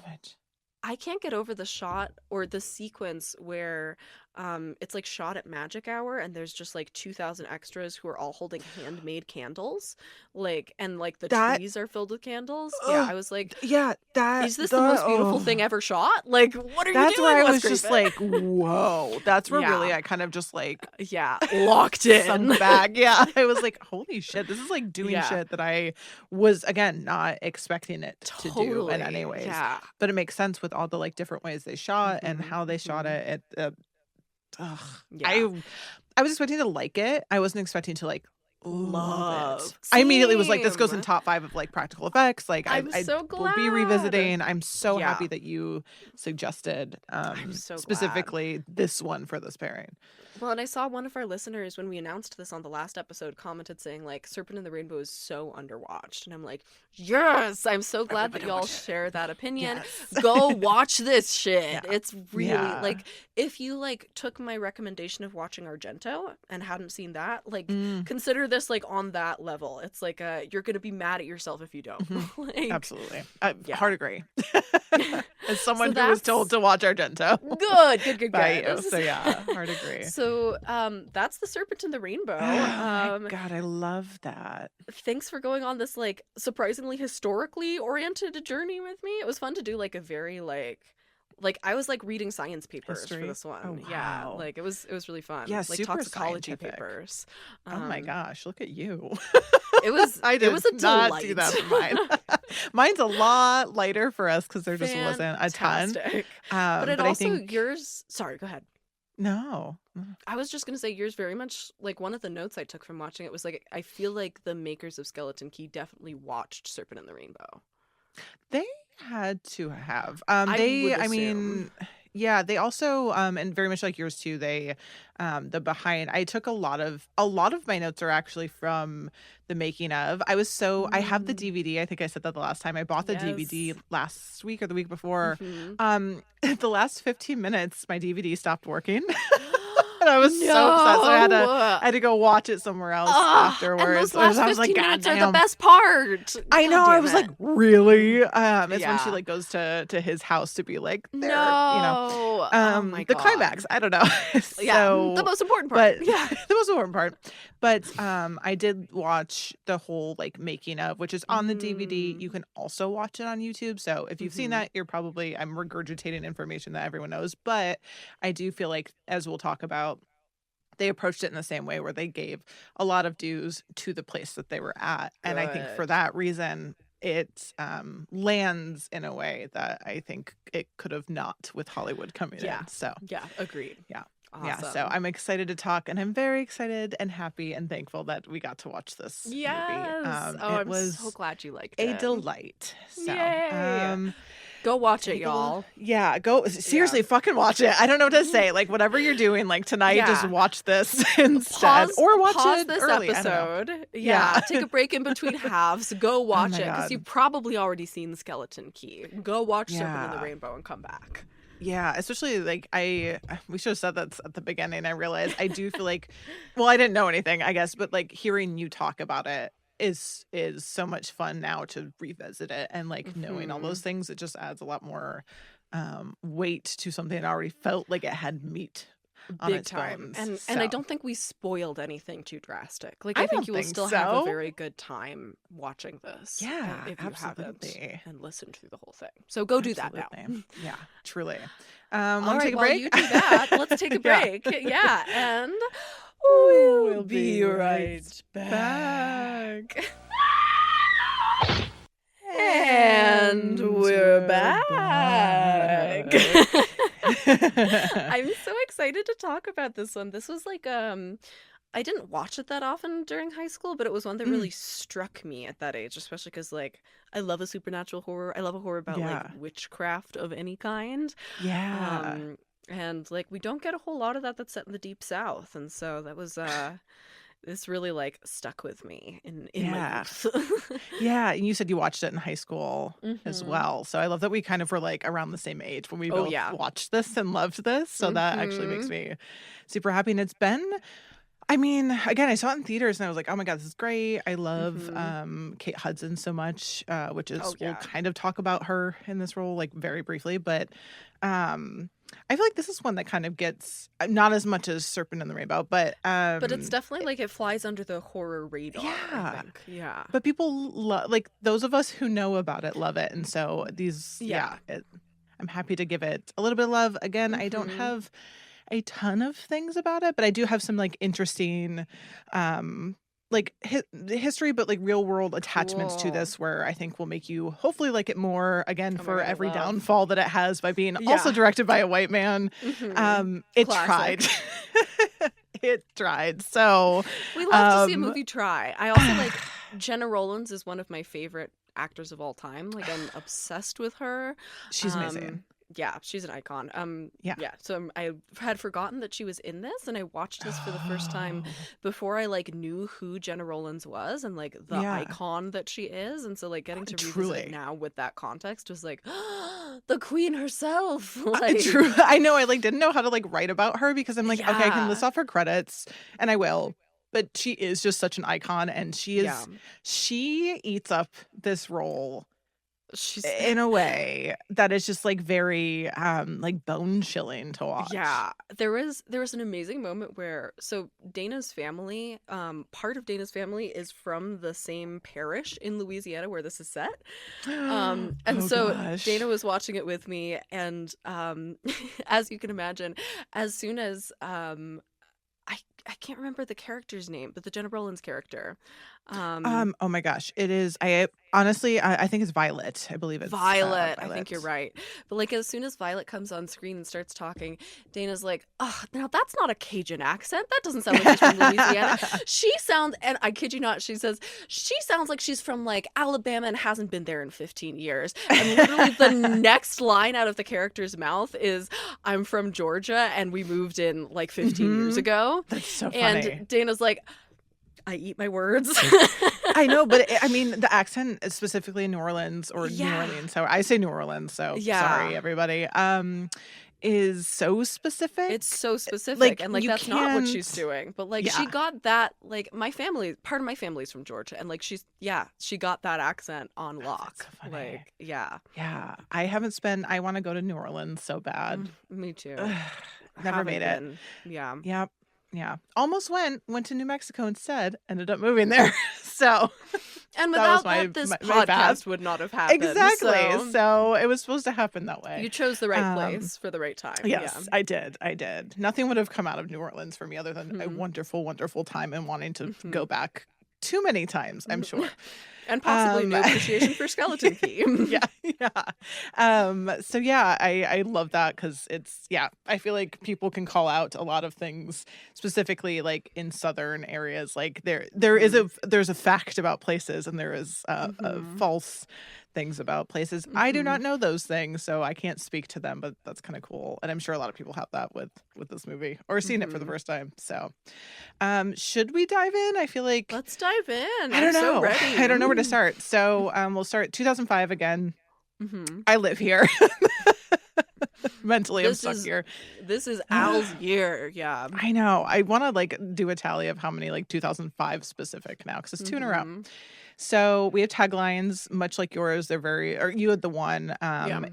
They're very simple and they're very good. Mhm. So we're just going to read them and move on. Love. We have, it can open any door, obviously.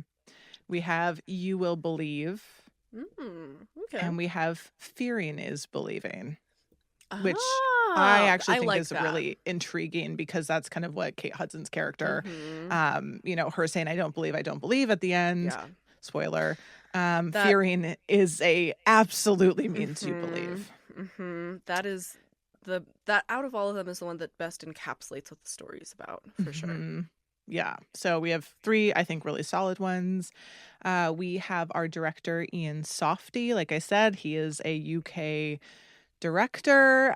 He is Ian very Softy. British. What a name. That's so right. cute. And in the very 2000s fashion, like the behind the scenes was actually really robust, as we'll work through. Like I said, most of my things are from there. Amazing smart behind the scenes that they did for this. That's so but exciting. The cast were swooning over the fact that he was British, which I think is very like of the time. I'm like, they have to say that. I don't know anyone's true feelings. It was a time where we're like, oh my God, everyone's great.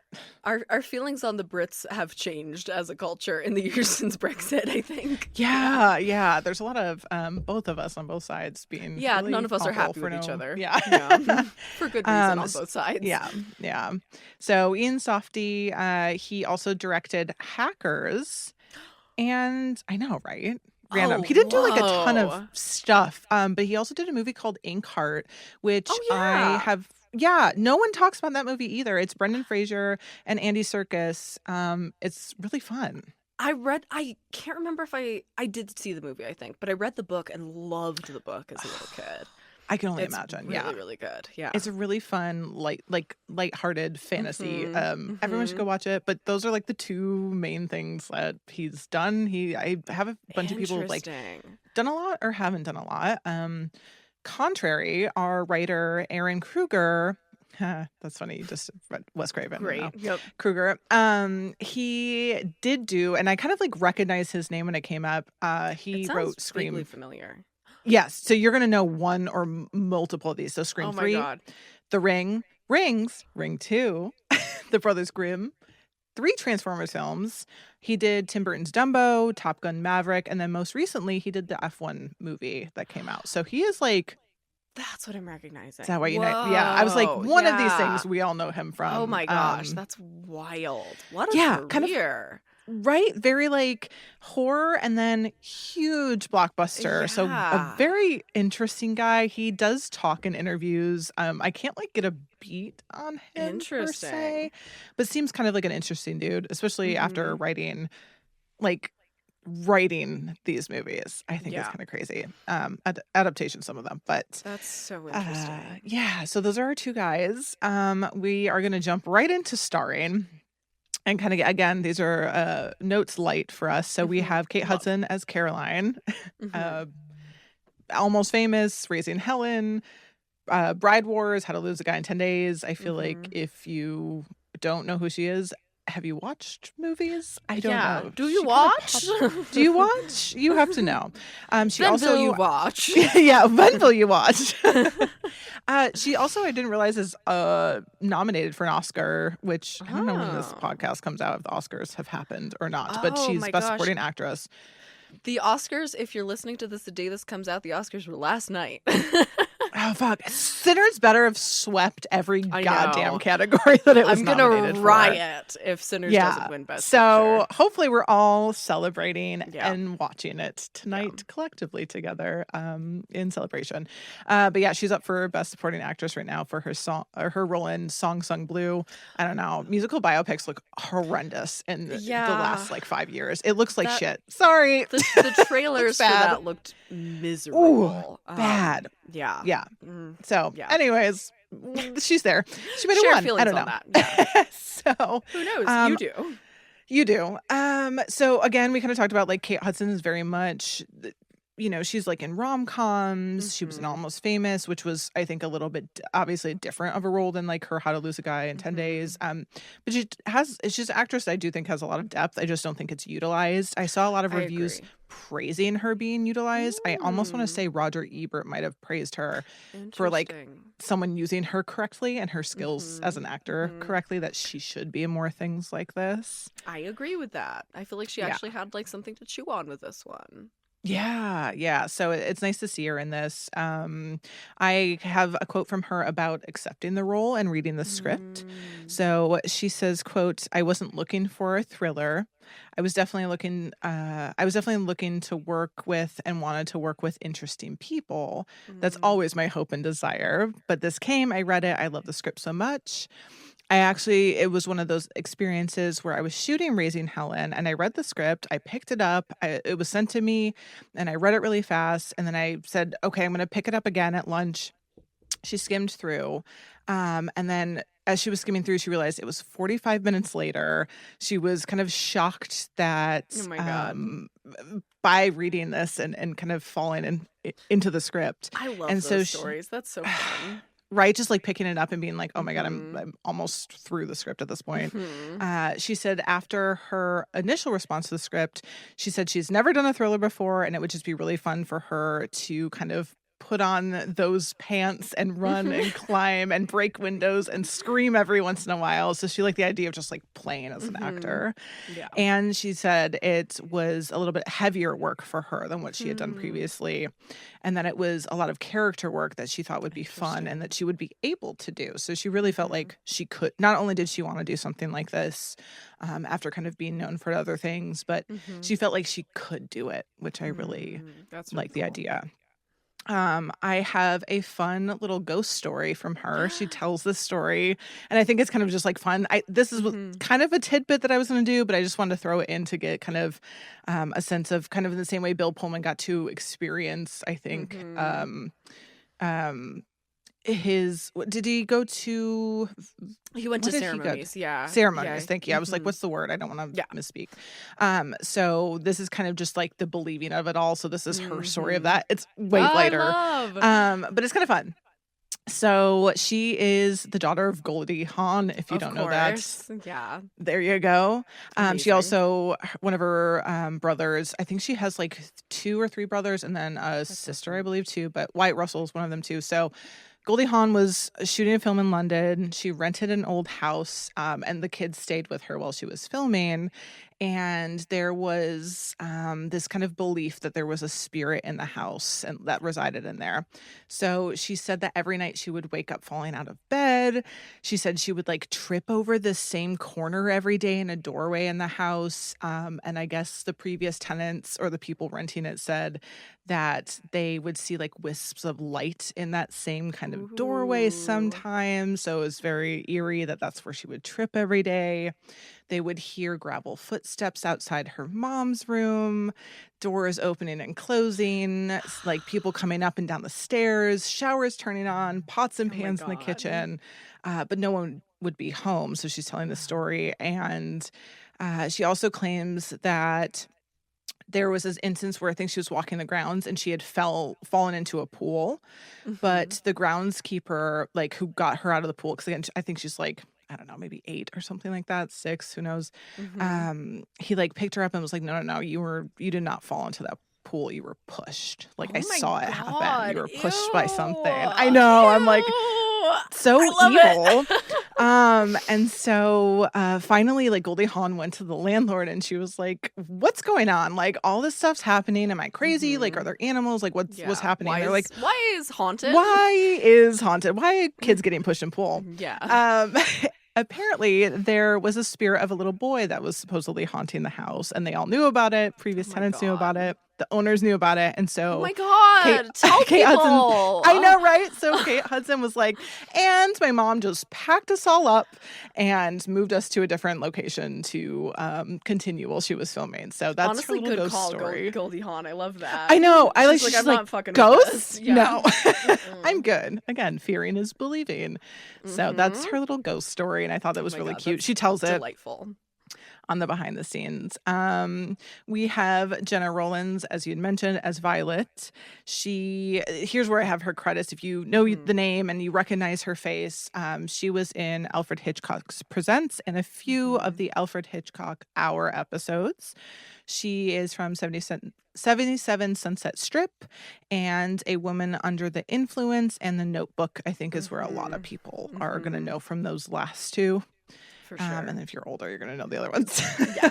And she's also, I'll shout out what I love her from. Yeah, please do. Her husband is John Cassavetes, or was John Cassavetes, who's like kind of like the father of American indie filmmaking. And so she and John, she like starred in most of his movies. He's the one who did A Woman Under the Influence. And so they would just like shoot movies for like $100K, like literally just money that John earned, like being in movies like Rosemary's Baby as an actor. They would just take that, buy like 16 mil film, like black and white film stock, and literally make movies in their living room. And like, don't you they're icons.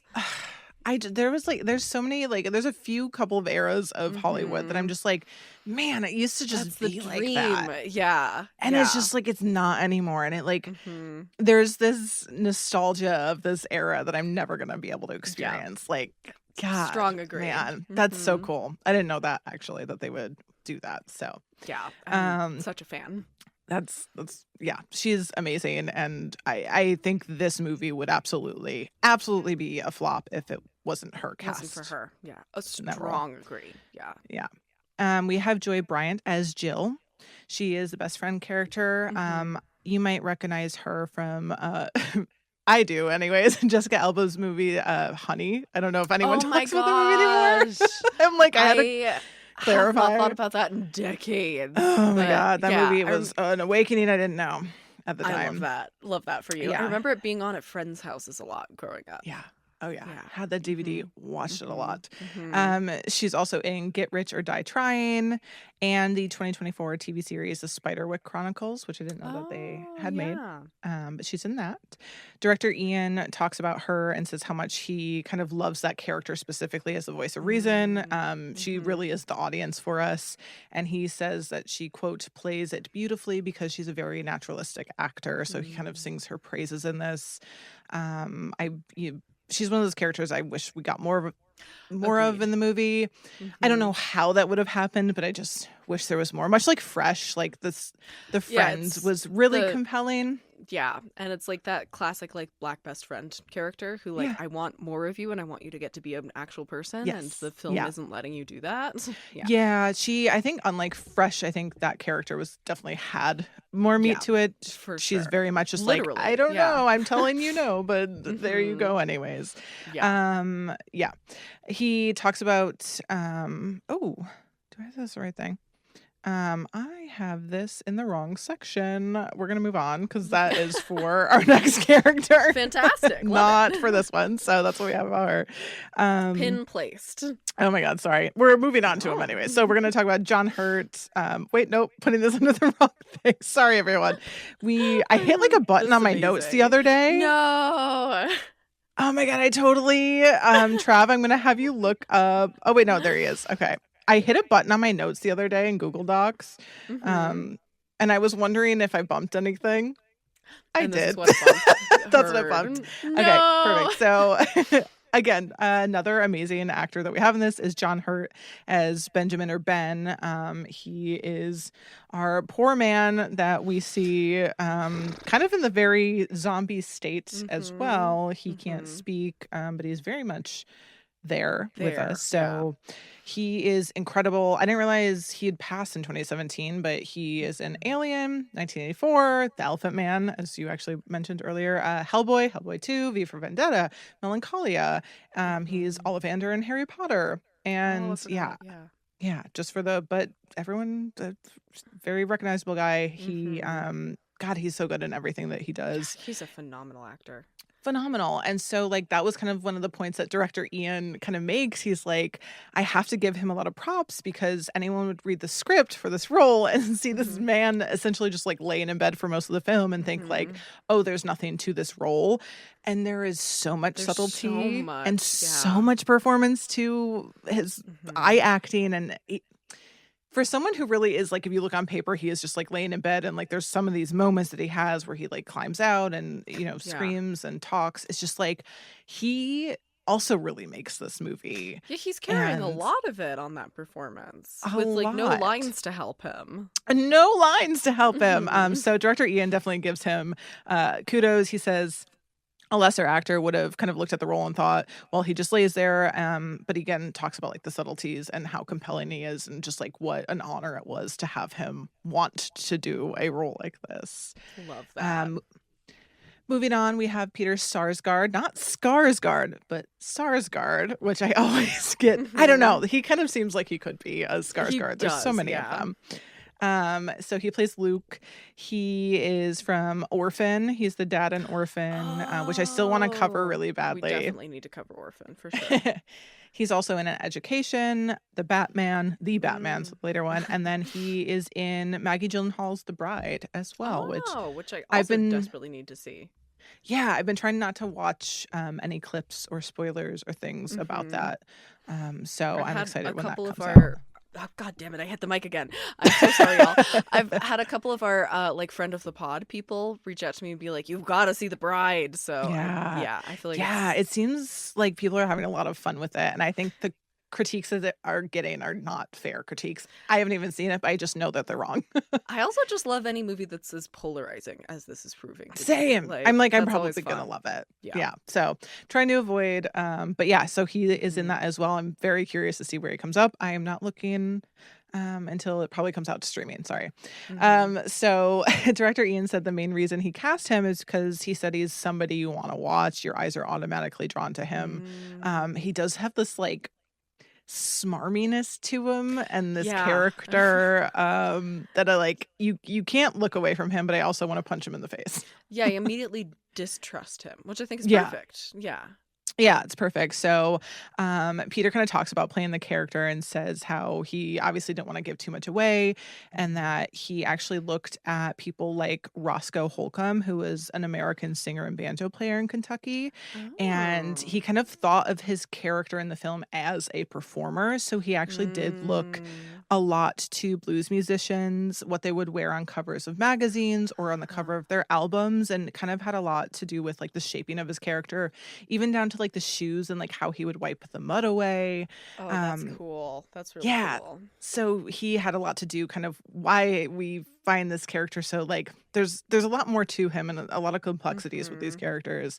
So I thought that was kind of interesting that he did his own research for who he wanted him to be.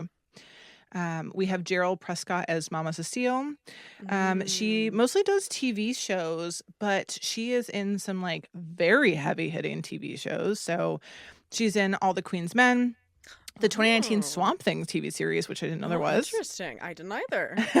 The Walking Dead, and then the Disney Plus show Ahsoka. So, which I still have yet to watch, but everybody but I've heard really good things. Yeah. I am not keeping up with Disney the way I used to because it was all over the place. But Ahsoka is supposed to be absolutely incredible, so you can see her there as well, which I think is really cool. Love.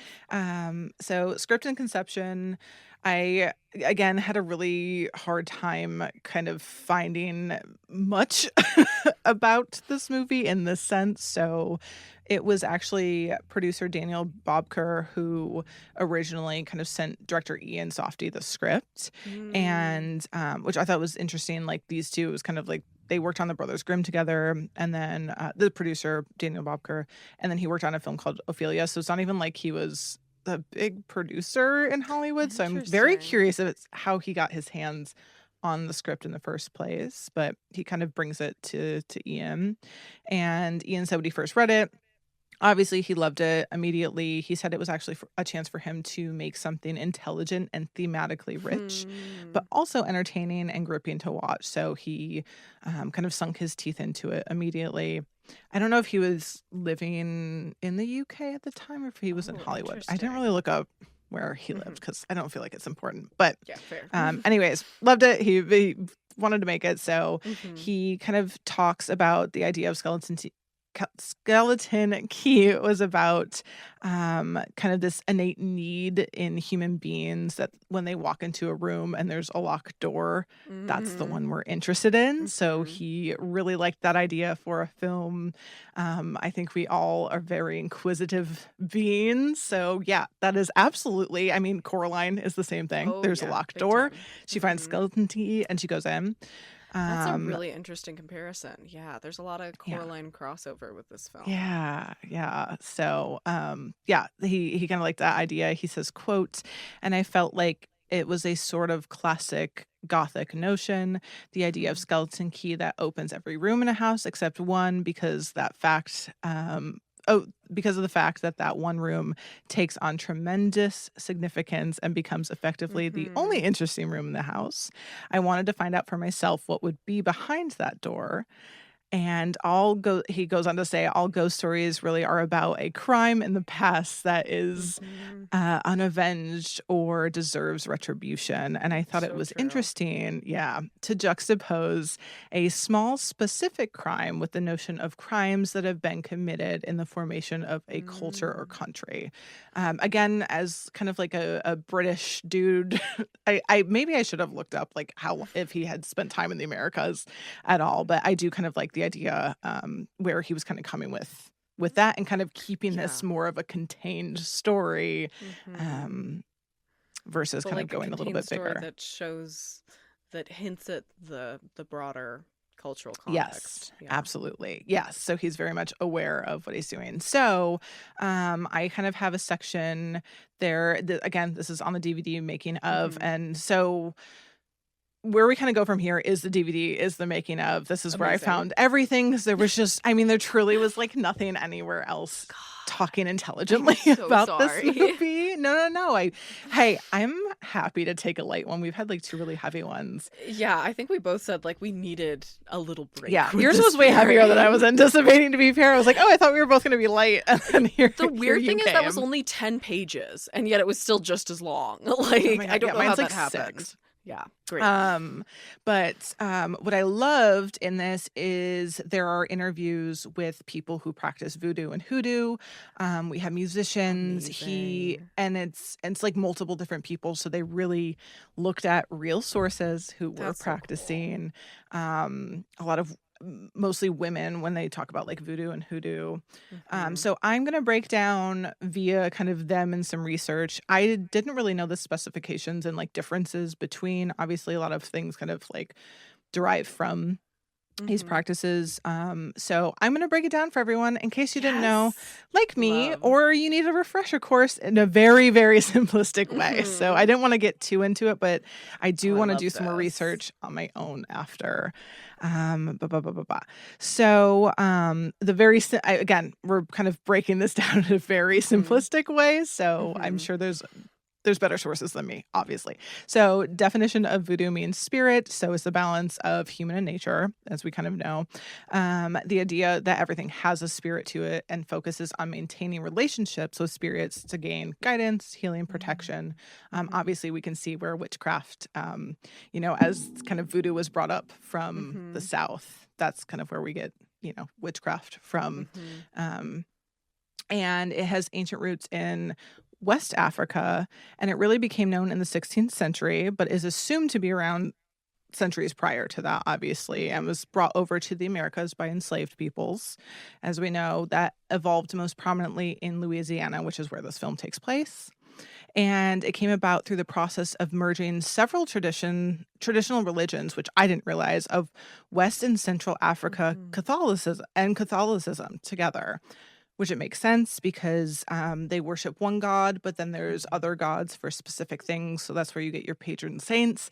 Again, I was not raised in any religion. So I'm like, there's very little things that I know, but I thought that was really interesting too, of you can see where things stem from. And the idea of voodoo is you never stop learning. So the idea that you are finished when you go to your grave. But the idea is that you never stop kind of learning while you're alive. So you're never going to be an expert on anything, and you're never going to know everything. That there's all these different forms, which I love. It's so true. Yes. It's so true though. I'm like, the second you become complacent, the second you stop learning, is when I think you truly like you die on the inside. Yeah, right. I'm like, I can't imagine like walking through life and being like, great, I know this now. And I'm like, I will never know. Yeah. Even at your craft, I'm like, the second you feel like you know something, I'm like, no, you don't. Yeah, learn more. And that's when you fail usually. Absolutely. Yeah. And so hoodoo, how is that different? And this is what I did not know. I did not know kind of like the differences between. So again, if you're like me, so where voodoo is more of an organized religion, it's kind of a system towards priesthood. Hoodoo is a collection of magic. And so it's not a faith or belief or religion, it's a practice. So that kind of like tucks in within there. So that's where we get in this film again, we get a lot of tools for protection, healing, kind of like this idea of spiritual keys, open pathways. So love, career, and you can kind of the idea is you can contact spirits with herbs and elixirs. So again, we kind of see elements of that obviously very prominently in this. And while these elements have stayed with the people, the idea of like, it sounds like you can practice hoodoo and not necessarily, what is that? Like be part of the religion aspect of voodoo. I think those can be, correct me if you know anything, Siena, please correct me if I'm wrong. That is my understanding. That's what it sounds as well. like. Okay. And like my knowledge of this is mainly from like a Santeria angle, because like Santeria is big in New Mexico, and there's like, it's like another syncretic religion with like similar like Catholicism and like West African and Native elements kind of coming together. And so like the little that I know about that is what I'm bringing to that. But it is like in the same way that like you can like practice pieces of that practice and not be a member of a specific like sect type of situation. I just wanted to make sure, because I was like, that's how I took that from this. That is my understanding as well. Yeah. I'm also not expert, but yeah. I'm like the worst person on this like I should never be able to talk about religion on this podcast in any form, because I just it's something I'm just so, I feel like a lot of people have the experience of having some sort of religion ingrained in them and some sort of understanding. Obviously, if you lay things overlapping one another, a lot of things align. And I just don't have the language to talk about those things. So sometimes I feel like I'm in such like muddy waters and like my footing doesn't feel underneath me. So I thought that was really interesting. I didn't know the difference. That's really cool. Yeah. So like I said, too, kind of enslaved peoples from Africa brought here, and that's where we kind of get this collection of people in Louisiana. As those practices, people came down from the north, stole practices, brought them back up. That's where we get kind of this, of course, this idea of witchcraft and malpractices that would then happen, and the idea, those herbs kind of beginning to rise and in those practices, and the idea of like they can do a lot of good, but then they can do a lot of bad. So much like yours with like the two magics, the malpractice, people, the two hands, yeah. So I thought that was kind of interesting. I thought they were kind of two separate things, but in a very different way. So, one's more of a practice, one's more of a religion. Getting to budget, I don't know if you want to take a guess based off of, I think this is, I don't know, this budget is, it makes sense and it doesn't make sense at the same time for me. The way you say that, I feel like it's too high. Like, I feel like it's higher than it should be. It is higher than it should be. I feel like my guess to yours probably gave it away. Yeah. Is it like 20 mil? Take that and double it. What? Isn't that wild? You're kidding Where did it go? me. Where did it go, Siena? Who on Tell earth me, where did gave it go? $40 million for this? That's insane. Where did it go? It's all in one location, practically. The studio. Yeah. What the hell? No, not practically. It is in one location, as we'll get to. Oh my god! Like they were Isn't not that wild? filming in Haiti with like 2,000 extras. Like, what are you doing? Isn't that wild? I wish the internet would give us a budget and then break it. I wish there was more transparency with at least roughly where budget went. I truly don't think I've ever been this shocked by a budget. On me the podcast. too. I had to look it up, and that's what the internet says. I don't know if marketing is 15 mil of marketing is in there. I don't know. So, but I mean, there's like not even really special effects. Like what the hell? I'm hoping just Kate Hudson and Jenna Rollins got paid fat, really well. A fat check. I'm assuming it went to the actors more than anything. Have to, especially because like I'm assuming this did shoot in Louisiana. Oh yes. And Louisiana has really good film tax credits. Yeah. So like I'm assuming actors, but isn't that insane? There. Yeah. So put a pin in that. You'll probably be more shocked when I tell you about everything. So yeah. So that's what that is. 40 mil. Jesus Christ. Yep. I would have thought 20 was ridiculously excessive. Like I feel like you could easily make this film for 5 to 10. No problem. Yeah. Like yeah. Yeah. I don't know what to. You could make 4 skeleton keys for that. Yeah, I'm hoping they I don't know. I'm hoping I don't know if research would be under the umbrella of that. I know there's musicians, so we put a pin. We will talk about that. So I know they paid artists, and I'm just assuming that it's cast. Assuming. But we don't know because the internet doesn't like to tell us stuff about this, and it pisses me off that we don't know breakdowns of budgets online. It's hard to find budgets sometimes. Yeah, as a one. So I don't know. It might only piss you off more as we tell you. Yeah, so I'm sure locations. It will, yeah, great. So they filmed. They filmed from spring 2004 and wrapped around May. So it was a few months. And then it sounds like full production, fully wrapped in October. They filmed, like you guessed, fully practical locations. So they filmed at the Felicity Plantation on the Mississippi River. You cannot fake Louisiana. That is such a specific look. Absolutely. And that's what director Ian was going for. He knew that doing studio, he wanted, with the large scale that he wanted the film to be. He said in a studio, you'll always find yourself asking what you really need, whereas on location, the scope feels more limitless. So he knew from the get-go, he was like, we are not doing this in a studio. And actually, at first, the plantation owners the owners of it at the time had said no to production with allowing them to film inside the house. So they were like, you can film on the grounds, that's fine. And so Ian was like, that's fine. We'll just shoot the exteriors. We'll figure out. I'm not getting everything they want, but we'll make it work. But I guess one of the producers, Clayton Townsend, I guess was able to seduce them. And so they did get rights to film inside of the house. Amazing. So I do have some back and forth with where, because they ended up building something too. But so the plantation, Felicity Plantation, they also have the owners talking about the grounds on the DVD as well, which I thought was kind of interesting, a little bit of walk around and a little bit of history about that plantation specifically, because I wanted us to understand the history of this one specifically. Obviously we know. Yeah. I've never been anywhere near a plantation. Same.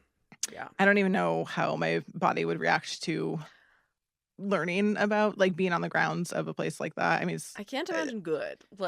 No. And there's anyways. Yeah. Sorry, I'm gonna get on a soapbox about things. So Felicity Plantation with these films. I know. I'm just well, there's still there's plantations that people get married at, and I'm like, what the fuck are you doing? So disgusting. White people, obviously, now that I need to say it. How the fuck? There's Airbnbs and think oh yeah, this is a cute look for my wedding is yeah. Or Airbnb. Airbnb finally, I think 2 years ago, said that they were oh, we won't let people rent those out anymore, I guess. And I'm really? 2 years ago? Why were you 2 doing years that ago? to begin with? Yeah, that's White people insane. are insane. Insane. God. Jesus Christ. Anyways, that's my tiny mini soapbox. So Felicity Plantation, I wanted to give us a little bit of history so we understand where the crew's going to. They did their research and history. We'll go in there as well. Again, the BTS was I was not expecting it from a 2005 DVD. Yeah, so, this is amazing. This is they detailed. did a lot of interviews. So the plantation, the plantation originally had 17 enslaved people on it at first, with 15 people who owned the enslaved people originally. And then just before the Civil War, there was a total of roughly 185 people living on the property at the time. I don't know what the numbers were on either side, but I just am that's a whole hell of a lot of people. Mostly enslaved folks. Yeah. I would think too. So most of them being from the Bambara tribe in Senegal. So that's where a lot of the enslaved people at this plantation specifically. And then, where did I go from here? So that's kind of a little bit of a brief history on that plantation and kind of where they decided to film this. So where I talk about how they they got permission to film inside the house, which they do, and they got lucky with the location with kind of everything that they wanted. Production designer John Beard, this is where he comes into play. He, a little history about him. He's worked with director Ian before on 4 other films, so they got along great. Amazing. Yeah, he kind of talks about so they found this location, they loved it, but there were a few different elements that they needed to kind of build that weren't already there. So one of them was the swamp. Obviously, when he rolls off the house and then crawls towards the swamp, that swamp did not exist. This plantation is inland. Of course, when they were scouting, plantations did have swamps near them. This one did not. So they kind of had to make do. So they'd have this little kind of sped up build of the swamp on the behind the scenes too. And he did an incredible job. It looks so good. So they built that. And then another thing, and then there was some CG, I think, in the background of the swamp too. And then it looks really good. That looks like an actual swamp. Yeah. I wonder if they left it there after. Because I'm do you just fill it up and then move on? Because they dug a hole. Have an extra swamp with a little bridge, And then so they filmed inside the house, but then this is where I can't understand what they did. So the trees lining up, the oak trees that we see when she drives up to the house, those are on the property, but I think that the house is further back from it than they had wanted. So they built a house to kind of be right at the end. Whoa. And I can't tell if it was a facade or they also had interiors in it as well. I could not find information on it, but I know that they really wanted the shot, which I'm you could have just done that with CG. Yeah, that is insane approach to that. Isn't that crazy? And I couldn't tell from the video, they show them building it, but I couldn't tell how much of it they built. Wow. I'm you didn't want to do a miniature? There's so many other ways to do There's so many other this. things. Yeah, he just kept going people call me crazy for building a swamp and then doing this. And I'm well, maybe you kind of were. This is what $40 million does, I guess. Right? Yeah. Too much. It's too much to work with. Yeah. Too much to work with. This man needs some restrictions. Yeah. So I can't figure out, but I know that they shot a lot inside of the house and they had to decorate the inside of the house. I'm assuming there were, because they did not do any studio shooting that I can find. So cool. Some more about production. So like I said, it was shot in 2004, but it was originally scheduled to shoot in 2003, but Kate Hudson became pregnant. So they had to push it back 8 months. Put a damper on things, yeah. Yeah, which I'm oh my God, her body is so tea in this. I'm how did she just have a baby? She just had a baby. They only waited 8 months?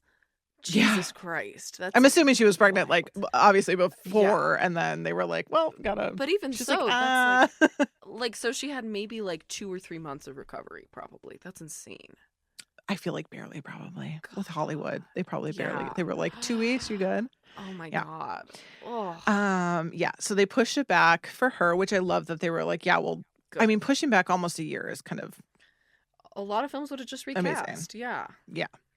Another pushback that they kind of got is pushback with the shooting schedule, I should say, is they were filming that nighttime sequence during the rainstorm, and Jenna Rollins had slipped and fell, and she broke her hands. I don't know how horribly, because she only had to take 5 weeks, but they had to push her out 5 weeks and ended up filming some of her scenes in California. So I'm assuming it was just queen. I know. I'm oh my God, that must have been terrifying to have her on that set. Yeah. And then she fell. Oh, in the middle of the night shoot. That's such a nightmare. Yeah. So her, I'm assuming it's more I was trying to catch where they had reshot some of her stuff, but she is in a lot of close-ups. So I do feel they could have done those anywhere. Hide it pretty easily. Yeah. We have cinematographer Dan Mendel. He has worked on so many large productions. So he was the one that captured all this. He did Mission Impossible 3, 2009 Star Trek, and Star Trek Into Darkness, The Amazing Spider-Man 2, Star Wars Force Awakens, and The Rise of Skywalker, and Pacific Rim Uprising, and Twisters. Whoa. Yeah.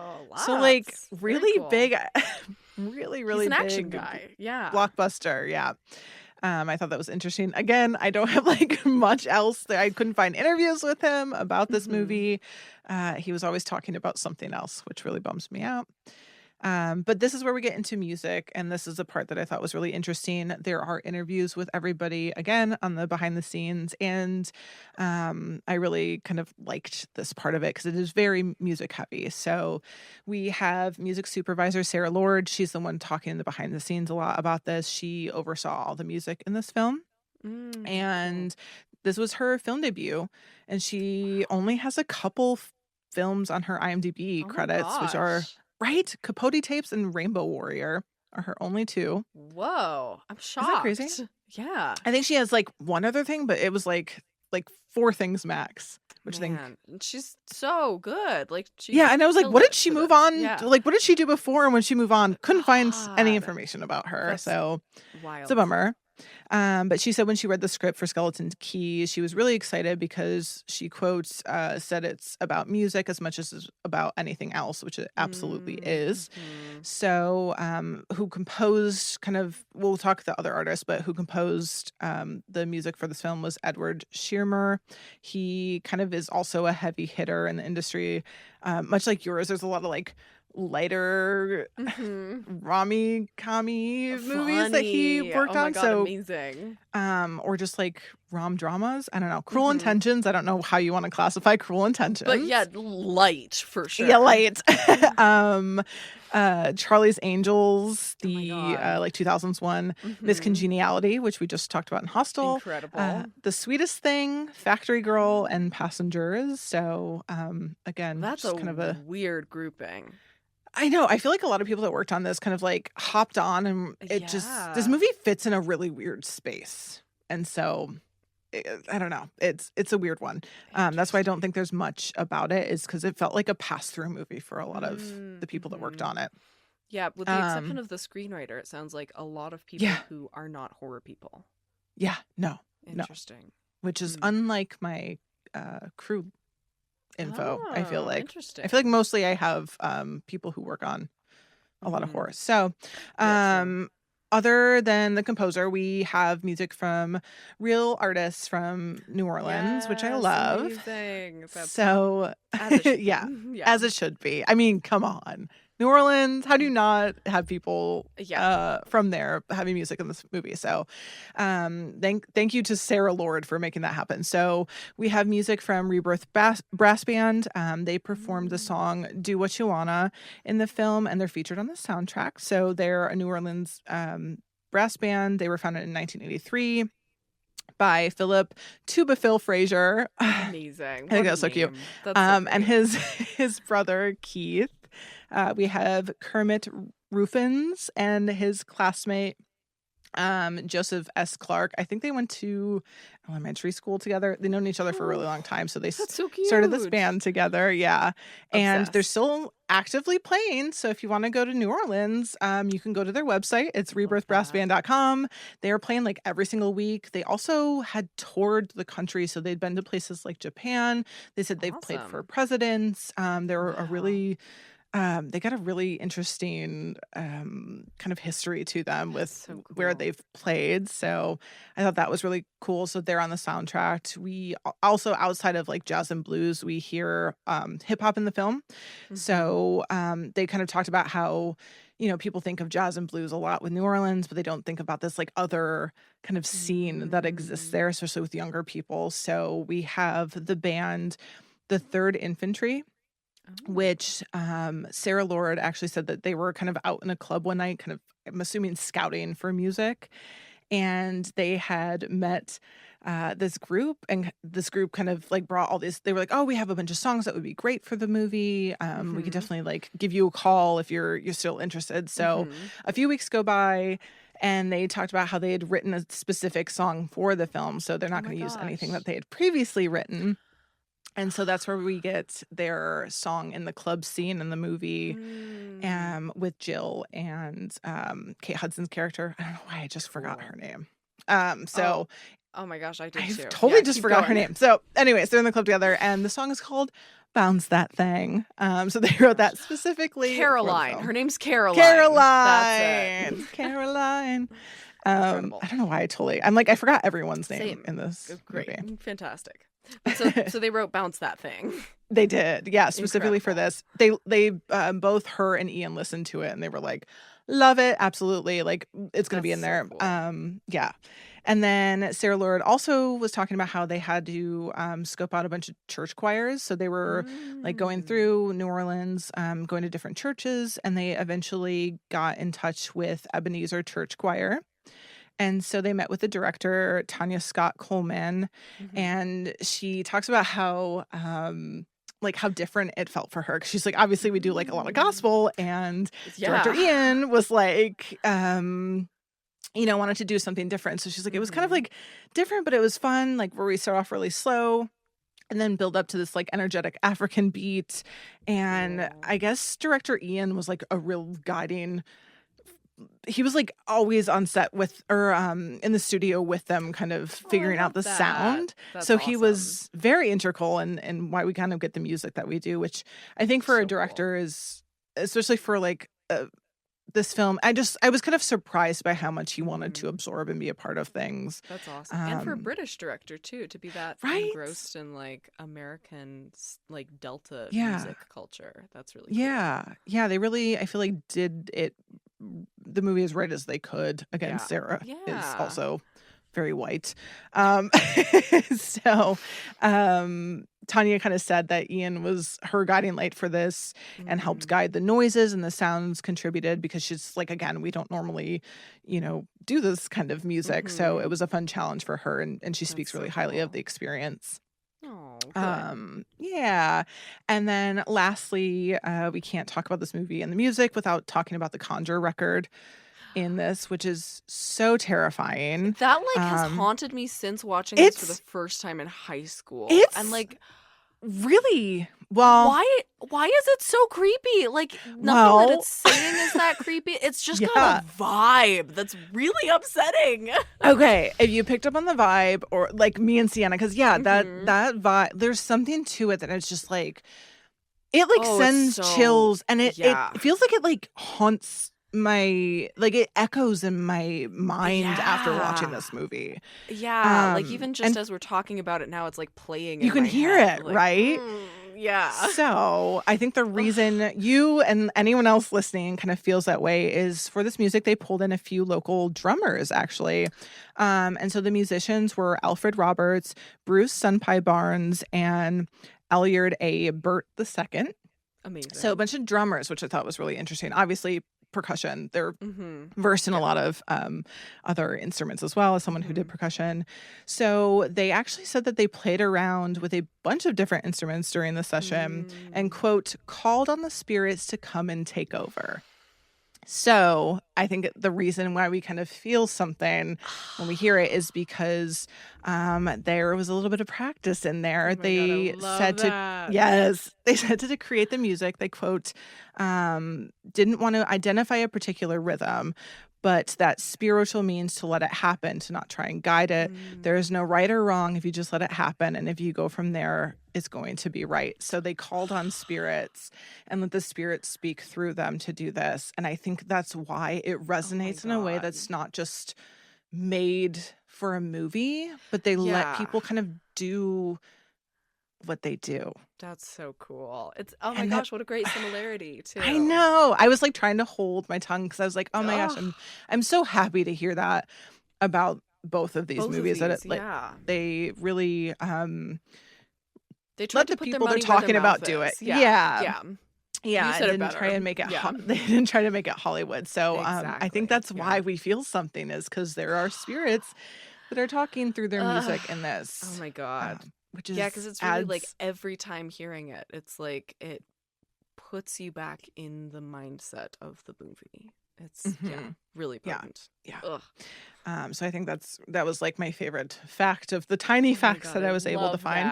That's so juicy. Yeah, I'm like, that's the juiciest thing I have, because I'm sorry, we are ending already. This is probably the shortest segment I've had in a while. So we need a break, as we said. Yeah. I wish there was more though, because I do feel like the interviews that they had were so cool and interesting that it just left me wanting a lot more. Yeah. And I wish something would surface, or if anyone knows of a better source. Man. They kind of crushed it with their own making of video. That's so great. So they said it better. Please go watch everyone who talked about, especially the music section, and then going to listen to the artists, I think is really cool. And I'm jealous of anyone that's in New Orleans right now that gets to just go listen to jazz all the time. Truly. I feel like I gotta do it go here. Back and re-listen to that Conjure record, because it's like, yeah. Now that you've told me, really sit with it now. And I don't know if it's on the soundtrack, but I assume there's got to be a clip on YouTube or something. Yeah, like I'm sure I'm sure other people have found it as potent as we have and like taken it out somewhere. Yeah. So if everyone, I love that you picked up on that, because I'm like, oh my god, it's for a reason. It's so horrifying. Yeah. So this premiered in the UK first in July of 2005, and then in the US in August. Would you like to take a stab on its $43 million budget? Oh, no. What it might have made back? I was surprised by this fact too, to be fair. I won't say good or bad, but I was. Oh God, yeah. Now I'm thrown off. Oh my God! Don't let me throw you off. I mean, I feel like the budget is so high. There's no way it could have made a profit. It did make a profit. I'll leave you. It made a profit. Oh my God! Yeah, it did make a profit. Okay, 60 mil. 92. What the fuck? I thought so my surprise was I did think it did worse, because I feel like nobody talked about it, and there was so much else happening and so many other horror movies, and I felt like this was so wildly misplaced as a film at this time, because it's not what as horror, like that's not what horror was doing or trying to do. Like it's very much the film it reminds me the most of is The Others. Like it's in that kind of vein of horror. And that was 2000 and was a European movie. This is 2005 an American, very different context. Man, I never would have guessed that it almost made $1 million or made $100 million. That's incredible. Yeah. Wow. Yeah, it seemed to do good better. For them, I guess. Yeah, I think it also I think it did worse in the US than it did in the UK, at least to start. Interesting. That kind of makes sense on some level. I feel like again, we were not in the right place for this kind of horror at that time. Think we were. Yeah, so it I would have guessed around 60, I think, max. So it made its money back. Good on it. It doesn't get the love it deserves though, because I just think it was not out at the right time. I think Kate Hudson was also, people did not know what to think about her being in a role like this. But it's a great movie. So it has 6.5 out of 10 stars on IMDb, 38 from critics, and 58 from audiences on Rotten Tomatoes. Isn't that wild? Yours is higher from audiences than mine is. That's fascinating. Yeah, I feel like yours should have been higher from audiences, but whatever. I agree. I also think yours should have been higher from critics too. Like it's not a perfect movie, but like it's I think doing pretty well at what it's it feels like to do. Yeah, I think it is solid. I was gonna say I was like, what's the word? Not simple. It's a solid. It's a solid movie. Yeah. It has 3.1 stars on Letterboxd. That feels right. Yeah. It has a couple of fun reviews that I want to read. Kind of like yours too. It says, amazing how an ending can save a movie. So opposite of yours. Yeah, truly. And I think this is true. Yeah, a great This one kind of wraps up nicely at the end. I like actually the last note that I wrote is, oh my God, the ending is like an off-brand Get Out. Yes. Yeah. Like it's I was like, oh my God, wait, like, we've been like, it's Get Out the whole time. Yeah, it is. Yeah. Yeah. We just didn't know. That's so funny. We have, oh no, I scrolled all the way up in my notes. We have, she asked the right questions, but that white curiosity will get you every time. My God, it's so Which true. is, again, both of these movies I thought was pretty perfect. And the last one is, this is why we mind our business. Again. Moral this of is the why episode. White people mind your goddamn business. Exactly. It's not your business. God, that's incredible. And then we'll just end on Roger Ebert actually gave it 2.5 out of 4 stars, which not bad. I was kind of surprised about. I don't know why I felt like he could have thought this was a little popcorny. This doesn't feel like his type of horror, to be honest. Yeah. So I'm glad that he liked it. Yeah. Yeah, me too. I'm going to end on a quote from him because I feel like it kind of like just wraps it up. So he says, quote, "There's a kind of moviegoer who likes a movie like this, no matter how it ends. It's about the journey, not the destination, even though the ending of Skeleton Key really is a zinger. It's just that. Well, what did a lot of this other stuff have to do with anything? How did all the omens and portents and unexplained happenings connect? And what's the deal with hoodoo?" I hate that he wrote that. "It doesn't work unless you really believe in it, we're told. But if you really do, it really does. Considering what happens when you do, I think it's better that you don't." I don't know. He got so wordy with this one. What the hell? Besides... Wait for it. Someone get this man an editor. Wait for it. Besides, I believe things either work or don't work, whether or not you think they can, especially things that God don't have much to do with. God don't have much to do with. Jesus. I don't know what was happening. I feel like sometimes this man just knocked back a few whiskeys and was like, honestly, yeah, he Stephen King did. Trav just wrote he's having a stroke. God don't have much to do with is a wild sentence to put in your review. Is that like a quote from the movie that I'm not remembering or something? I don't know. I'd like to think he's just being an idiot, Roger? But yeah. I mean, he is basically saying, like, if you believe in it, you believe, like, it works. If you don't, you don't. So he was trying to be witty there in a way that, but I had to include it. Not land. Jesus Christ. I had to put it in here.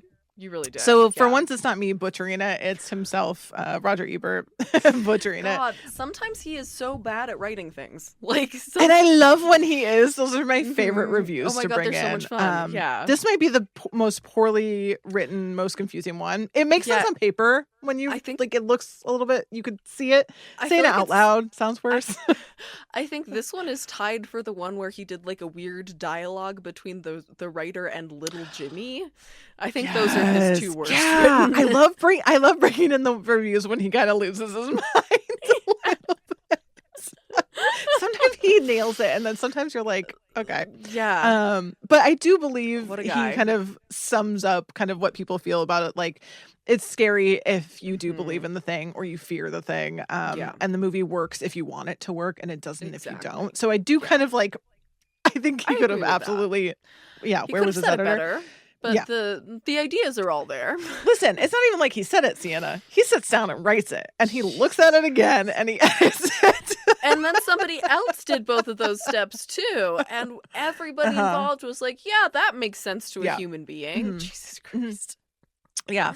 It's not me stronking out. It is Roger Ebert. So, anyways, that's Skeleton Key. I'm really sorry that it was so short. I feel like. You know, I think we still got some what it is in there. Yeah, like for the movie that it is, I'm like impressed by what you were able to find. Yeah. I'm happy to hear that they again like for them to include that on the BTS for 2005, even though people should know better in 2005. But it's to see that we don't see it often, so it was really refreshing to see them have interviews from the real people, not the white actors and crew talking about it and letting the people speak for themselves. So I was just surprised by that and appreciated that. So that's Skeleton Key. These were fun. I liked these. This was like a lot. It was a little bit like of a breather episode for us, even though it was like again like. Oh my gosh, Serpent and the Rainbow I said on the break, like, this is my new special interest. Like, the history behind this film is so fascinating. But, like, it was nice to have a couple where it didn't feel like this immense pressure to get all of the incredible lore the way there is with, like, Saw or like some of the ones we've covered more recently. Yeah, people really hold a lot of the ones we've talked about, like, so deeply dear to them that it was nice to kind of venture I love it when we're able to bring in, like, an underappreciated gem and, like, shine a light on it. Those are, like, my favorite ones to talk about. Me too. Those are the most fun. Yeah. So I'm wondering how you all feel about that. Do you like those better? Yeah, do you like that? It's not up to us. Yeah. If you guys hate that, I guess we won't do it anymore. But I feel like we introduce you guys and ourselves to some, like, new favorites, which, like, as horror lovers, it's so fun to find movies like Serpent and the Rainbow where it's just like, oh my God, I didn't know. Now I can share this with friends, and now I can talk about it. And then if you find the other person that's seen it, it's you can so exciting and special. It's so satisfying. Yeah, exactly. Yeah, there's something. I mean, we're horror fans. We like those. Finding those and seeing those, I feel like for me, and I hope all of you guys too, is like, that's the stuff, you know? We're like birds, like corvids drawn to shiny objects. We're just like, a new horror? I must share it with my friends. Yeah, it doesn't matter. Yeah. So it was nice. We're kind of going completely, I don't want to say completely opposite. It's definitely like the other side of the coin movies. Almost. Yeah. From I'm this pairing, so which, like, excited. I'm so glad you came up with this pairing. I feel like it is, like, the perfect like antidote to this one. Not that it, like, needs an antidote, but, like, the perfect, like, opposite programming. Yeah. So since I feel like you should do the honors since this is your idea. Well, I mean, he's one of my favorite directors of all time now, Jordan Peele. We're having a little Jordan Peele-a-thon. Yes. We're a peel-off, peeling if back. you will. Yeah, a peel-off. We're finally covering Get Out, which is truly one of my favorite films of all time. Yeah. I'm hard-pressed to find a movie that I've watched more in my entire life, honestly. I think I've watched that movie probably, I want to say I'm close to 100 times. I sometimes put it on like 4 times a day. And we're covering Us, which I think, again, to unappreciated, people like to stack his films up against each other in a way that I do not think is fair. Yeah. And I think a lot of people rank Us as, like, his worst. And I'm like, I know. And I'm like, I think it's his best. Like, I'm super. And Siena's covering Us. Yeah, and I'm covering Us. So I know I was like, should I cover Get Out because I'm like so obsessed with it? Yes, you must. Well, like, I don't know. Also, sometimes to be clear, like, scary. I adore and love Get Out. I just, like, I feel like Us, like, I think people don't get on the right wavelength for it, and like, I want to help us get on the right wavelength for Us. It's so good. And I have an old, like, vintage TV in the kitchen from the pod, and I actually put Nope. I have, like, a DVD player connected to it, and I put on Nope in there, and I was like, wow, this is great on an old TV. It's so good. That's so satisfying. But yeah, I love all of his movies. Agreed. I love him. I love the layers. There's just so much thought in his movies. And I love his, like, levity in the topics he's talking about. And I'm so excited to talk about Us because it's so good. Both of these movies, there's just, like, so many layers on layers, and I feel like there's going to be a lot of research for them too, because, like, he's so open about talking about his creative process, which I love. Yeah, it's like the flip side of what I combated with this week. I also love that he allows for interpretation. He's like, no, I didn't mean that, but, like, that's cool. But, like, it's still it's valid.